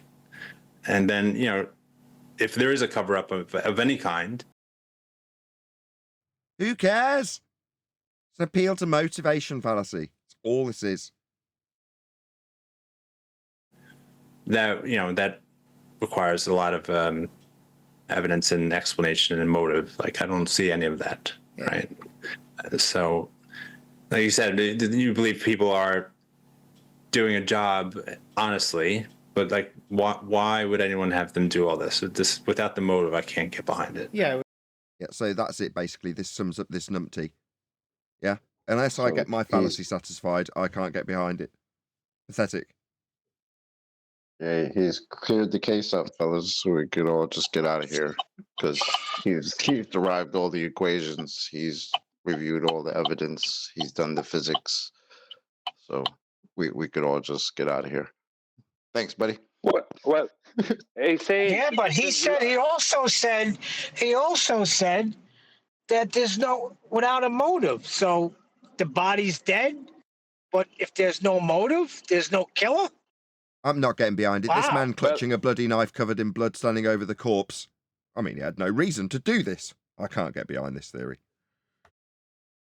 But the thing about it is that there's another thing I couldn't say at the start because I just couldn't get to the phone. Hands were wet. He says, I've researched, I've studied physics. Then he goes on and talks about astrobiology. You haven't. You don't know what physics are. If you knew what physics were, you wouldn't be talking about astrobiology. Do you know what I mean? He doesn't know what physics is to study it. Do you know what I mean? He doesn't know the difference between something that's actually physics and something that isn't physics. By his Ryan, own word. maybe he dissected a star. We don't know. I think Flatsoid saw all of these responses that I left, right? Essentially saying what I've just said now in response, but verbally. And Flatsoid's response was, yeah, it wasn't a debate, so I didn't correct things. It's just a normal conversation. That's what his response was. Flatsoid, that is. Why? Well, was that quote from the conversation with Flatsoid? Like, was that what he was telling Flatsoid? Yeah, do you want to hear what comes straight after? Sure. We can't really divine Yes, some please. of the motives, but definitely one of the itching points I'd say based on it is to keep God away. I mean, they want to separate God because if you look into the history of even how the heliocentric model was introduced, it came from the Jesuits, from the Masons. You know, people staunchly into worshipping the sun. So yeah, Flatsoid pushes his own agenda.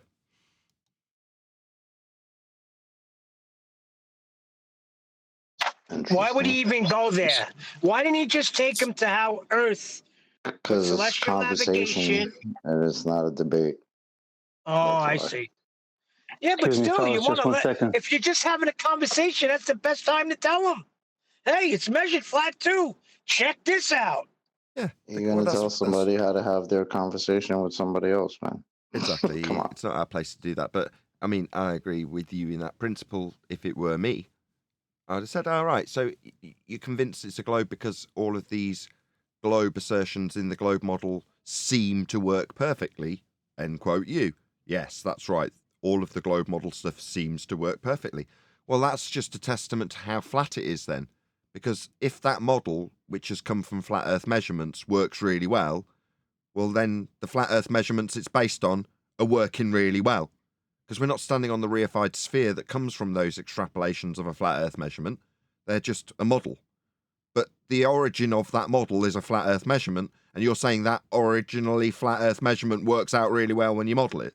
That's interesting. And the model's spherical, you say? How interesting. Yeah, the Earth's measured and mapped flat, though, isn't it? And that model came from those measurements. So if they're proving how spherical it is for you, you're deceived. Because your model that you think works only works because of the measurements which were originally taken from a flat Earth. Wouldn't you know it? Your proofsy of a globe turns out to be a really good proofsy of a flat Earth then in that case. Just correct him. That's what I would do, but obviously I'm not Flatsoid. He wanted to tell him they're hiding God, which is up to him. Yeah, but see, after you lay it out the way you laid it out, and then you want to mention the Jesuits and things like that, fine. But Do when I? you come right out of the gate with it, you sound like a nutter. Hey, But it's not I didn't necessary say to bring that. that into the Flatsoid, I didn't topic. say that. That wasn't me.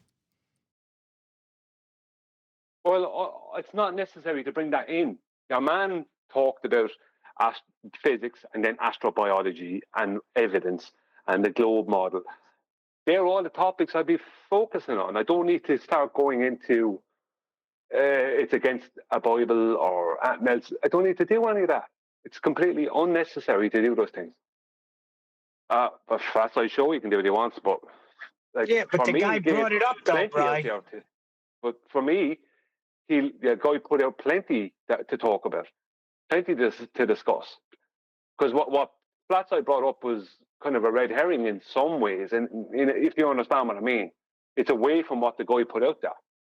Like, I think this, I think that, I think the other thing. Okay, let's go by what you just said. That's where a conversation goes. It doesn't, do you know what I mean? I don't know. Yeah, but he brought up Nathan said an motives. agenda, maybe.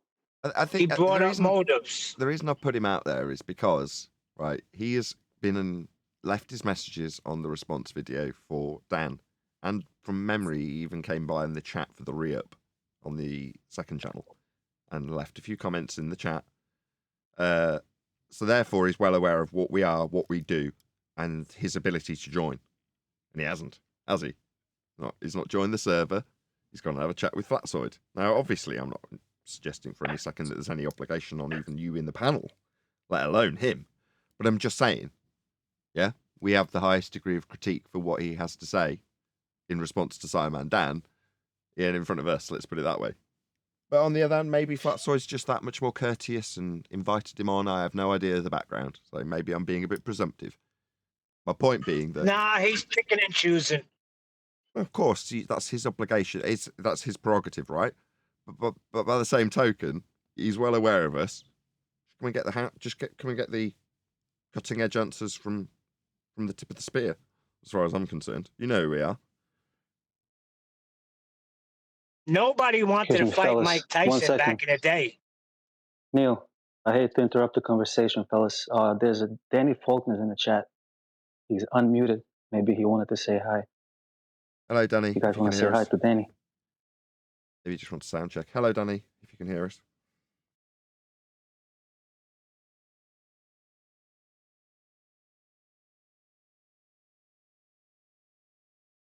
Really not. Thanks for letting us know. He's got a lot to answer to, Mr. Answers in Genesis. Why have you got some questions for him, Neil? Hey, Yes, I Mighty, got a lot where's of the guy questions for Jesse him. from yesterday? Again?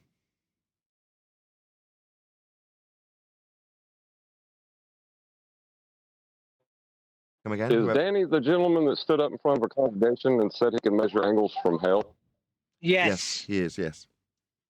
But clearly the Christians amongst the panel have got a bigger issue with Danny than I have. I mean, I can point out where obviously we don't measure angles Isaiah. in the center of the sphere that we don't stand on. But nevertheless, you know, obviously as a Christian, that might have offended you more than I. I want him to explain Isaiah chapter 10 to me. I'm just glad you reminded me of something that we've covered about him, I don't because see him otherwise on I'd the have nothing chat. to talk to him if he does pipe up. Yeah, I don't see him Joshua in the bid chat. the sun to stand still in the sky. I don't see him. Where is he? I don't see him in VC. Where is he? Might have gone already. I don't know. I haven't seen him. I can't see him. Hey, Mighty, where's that guy Jesse from yesterday? He said he's measuring Earth globe, not a flat.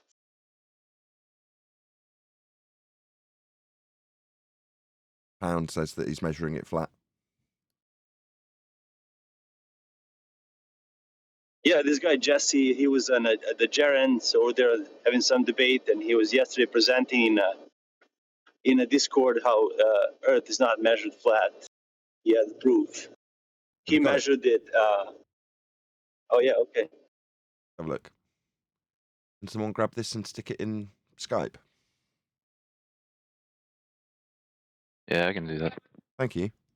Is this a guy who thinks that a mountain should stay its actual size at 105 miles away? Yes, off a flat plane. Yes.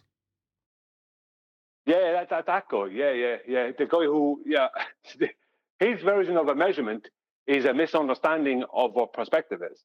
Yeah. He did it. He came in on the AMA, didn't he? Yeah, he did.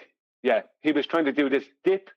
He tried to do a dip angle to the top of something that's actually higher than him, but Yes. it doesn't appear higher because it's after getting smaller with angular size.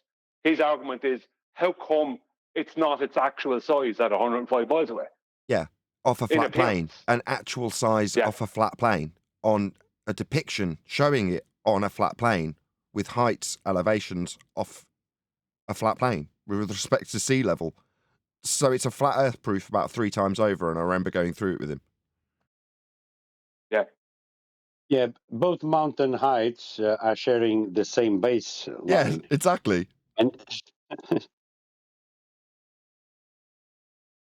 It's embarrassing at this point. All roads lead to a flat Earth, and when we used to see these diagrams where they had horizontal eye level and parallel with surface level, we just didn't see it. We couldn't see the wood for the trees. It's amazing. Same with the Earth curve maths itself. It's got surface level and eye level right there in the maths, and you just don't see it. It just makes you feel so dumb. I shouldn't smile, but it does make me feel really stupid thinking back on the Isle of Man debates. It's right there in front of your eyes. It's even labelled. You know what I mean? We just didn't see it. All roads lead to a flat Earth. And indeed, the people who if you try don't to see find... it, if we who are looking for it didn't see it, like your car keys, if you ever have that and you can't find your car keys, say the thing you're looking for. It stops that. I can't remember the term for it, but there's a Socratic blocking or something like that where your brain can't see the thing in front of your face. Whereas if you say it, it helps to find it. So car keys, car keys, car keys. Ah, there they are, right in front of my face. But anyway, I've forgotten my actual point now with that stupid segue. What was my actual bloody point? Oh yeah, for the people who can't see the wood for the trees, that's us when we're looking for horizontal, parallel surface level and eye level in the Earth curve maths, right? We didn't see the wood for the trees. Well, in the same way, for the people who oppose us, they do it too. They see a demonstration that's claiming it won't work on a flat Earth. The actual size of the mountain doesn't change with respect to a horizontal plane of reference. But I can describe the difference with respect to a horizontal plane of reference and describe it as Earth curve. Therefore, Earth's not flat. And you go, you're describing all of these differences with respect to a surface level. That's where you've got the height of the mountains, and it's even in your diagram, you dumbo. You've got a flat Earth depiction, and you're telling me how it can't be flat with it. It's like you people can't see the wood for the trees, but now we have finally seen the wood when we notice someone stumbling their way through the wood going, where's the wood? I can't find it anywhere. We can laugh at them. Go, you're using a flat Earth, dumbo. Hello? What do you mean the mountain's 2,000 feet and the other mountain's 3,000 feet? What, off sea level? You're proving a flat Earth, clown shoes. These people are idiots. But so were we up until we started to see the wood for the trees. Well, if I remember correctly... What I was going to say... Hold on, Brian spotted it 2 weeks ago. Go ahead. Go ahead, Brian. I just want to say, what I remember, if I remember, like the basics of what the claim was by this guy, Jesse, because I remember I addressed it in a video and it was addressed on QEs, was that perspective can't exist. Because what he was saying is, how come the mountain is not its actual size at 105 miles away? So when I look into the lens of the auto level, I don't directly, it doesn't appear that I'm directly meeting the mountain at 1/5 down from the top of it. Like if the two mountains are right next to each other, I would be. It's like, so it's not, perspective doesn't exist, so it must be Earth curve. While he's referencing perspective, it's so convoluted. Remember I said earlier about one of those mayhem thoughts that like the likes of Dave McKeegan has. A thought that's so convoluted that it's just pure mayhem, and you just pull out whatever you want. It's one of those. It's like, what are you going? Like, what is your thought processes with this? This is crazy. You know, It still boggles me that this guy came out with it. But that was the original thought process that was told to us. We were told that perspectives didn't exist, that we were crazy for even saying it. Like, I distinctly remember being told that I'm crazy because perspective. It's like, perspective is a thing. But all of a sudden, it became not a thing and something to make fun of flat earthers for. Something that would only exist in art class. Yeah. I remember them saying it to us, Chocolate. You were early on in the debate when they would literally... I'm sure I've got recordings of people saying that to us.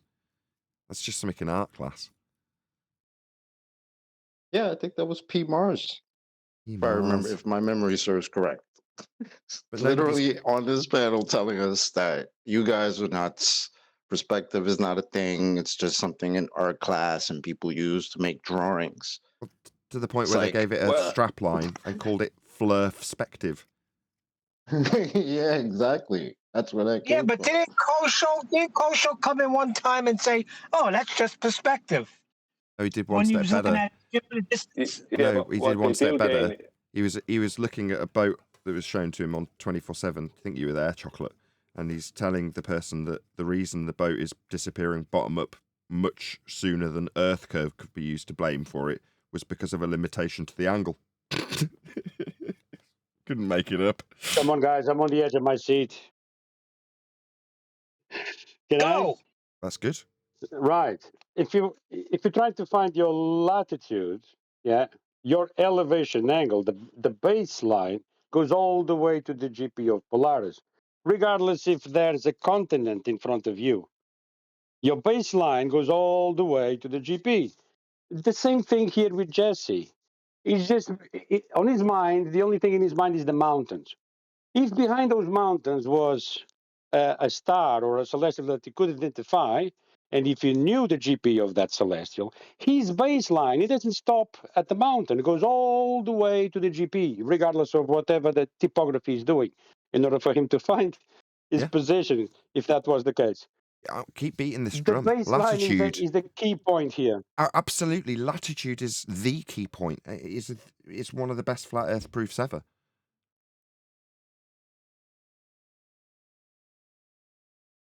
Yeah, latitude is the movement left to right or east to west, whatever you want to call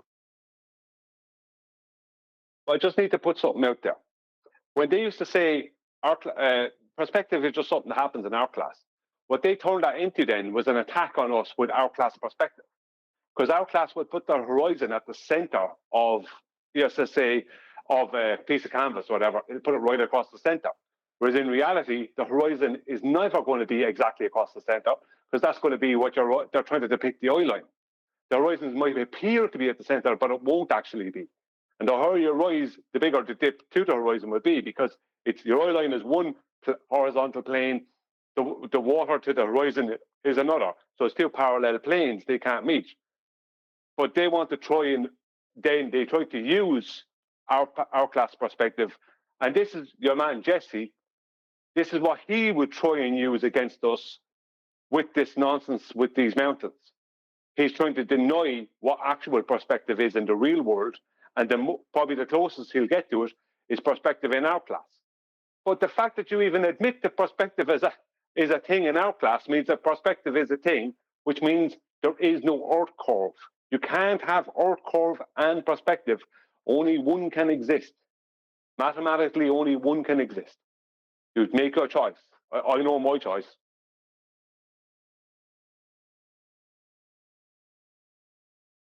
Well, with that, I'm going to say a huge, massive, enormous thank you to both Discord and G+ panels for making today's after show possible. And of course, a massive thank you to all of you in either Nathan Oakley 1980 or Nathan Oakley premiering streams. Hopefully smashing the super chat, liking, commenting, sharing, subscribing, hitting me up on the Ko-Fi and PayPal links and all that good stuff. I've been Nathan Oakley and I will see you all in the next video.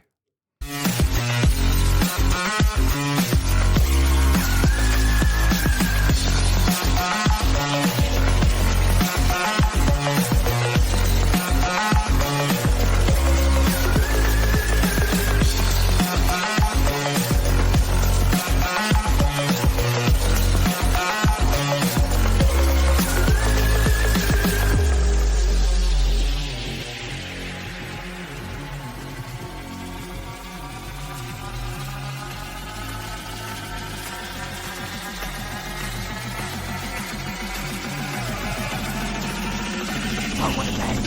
What a lovely day!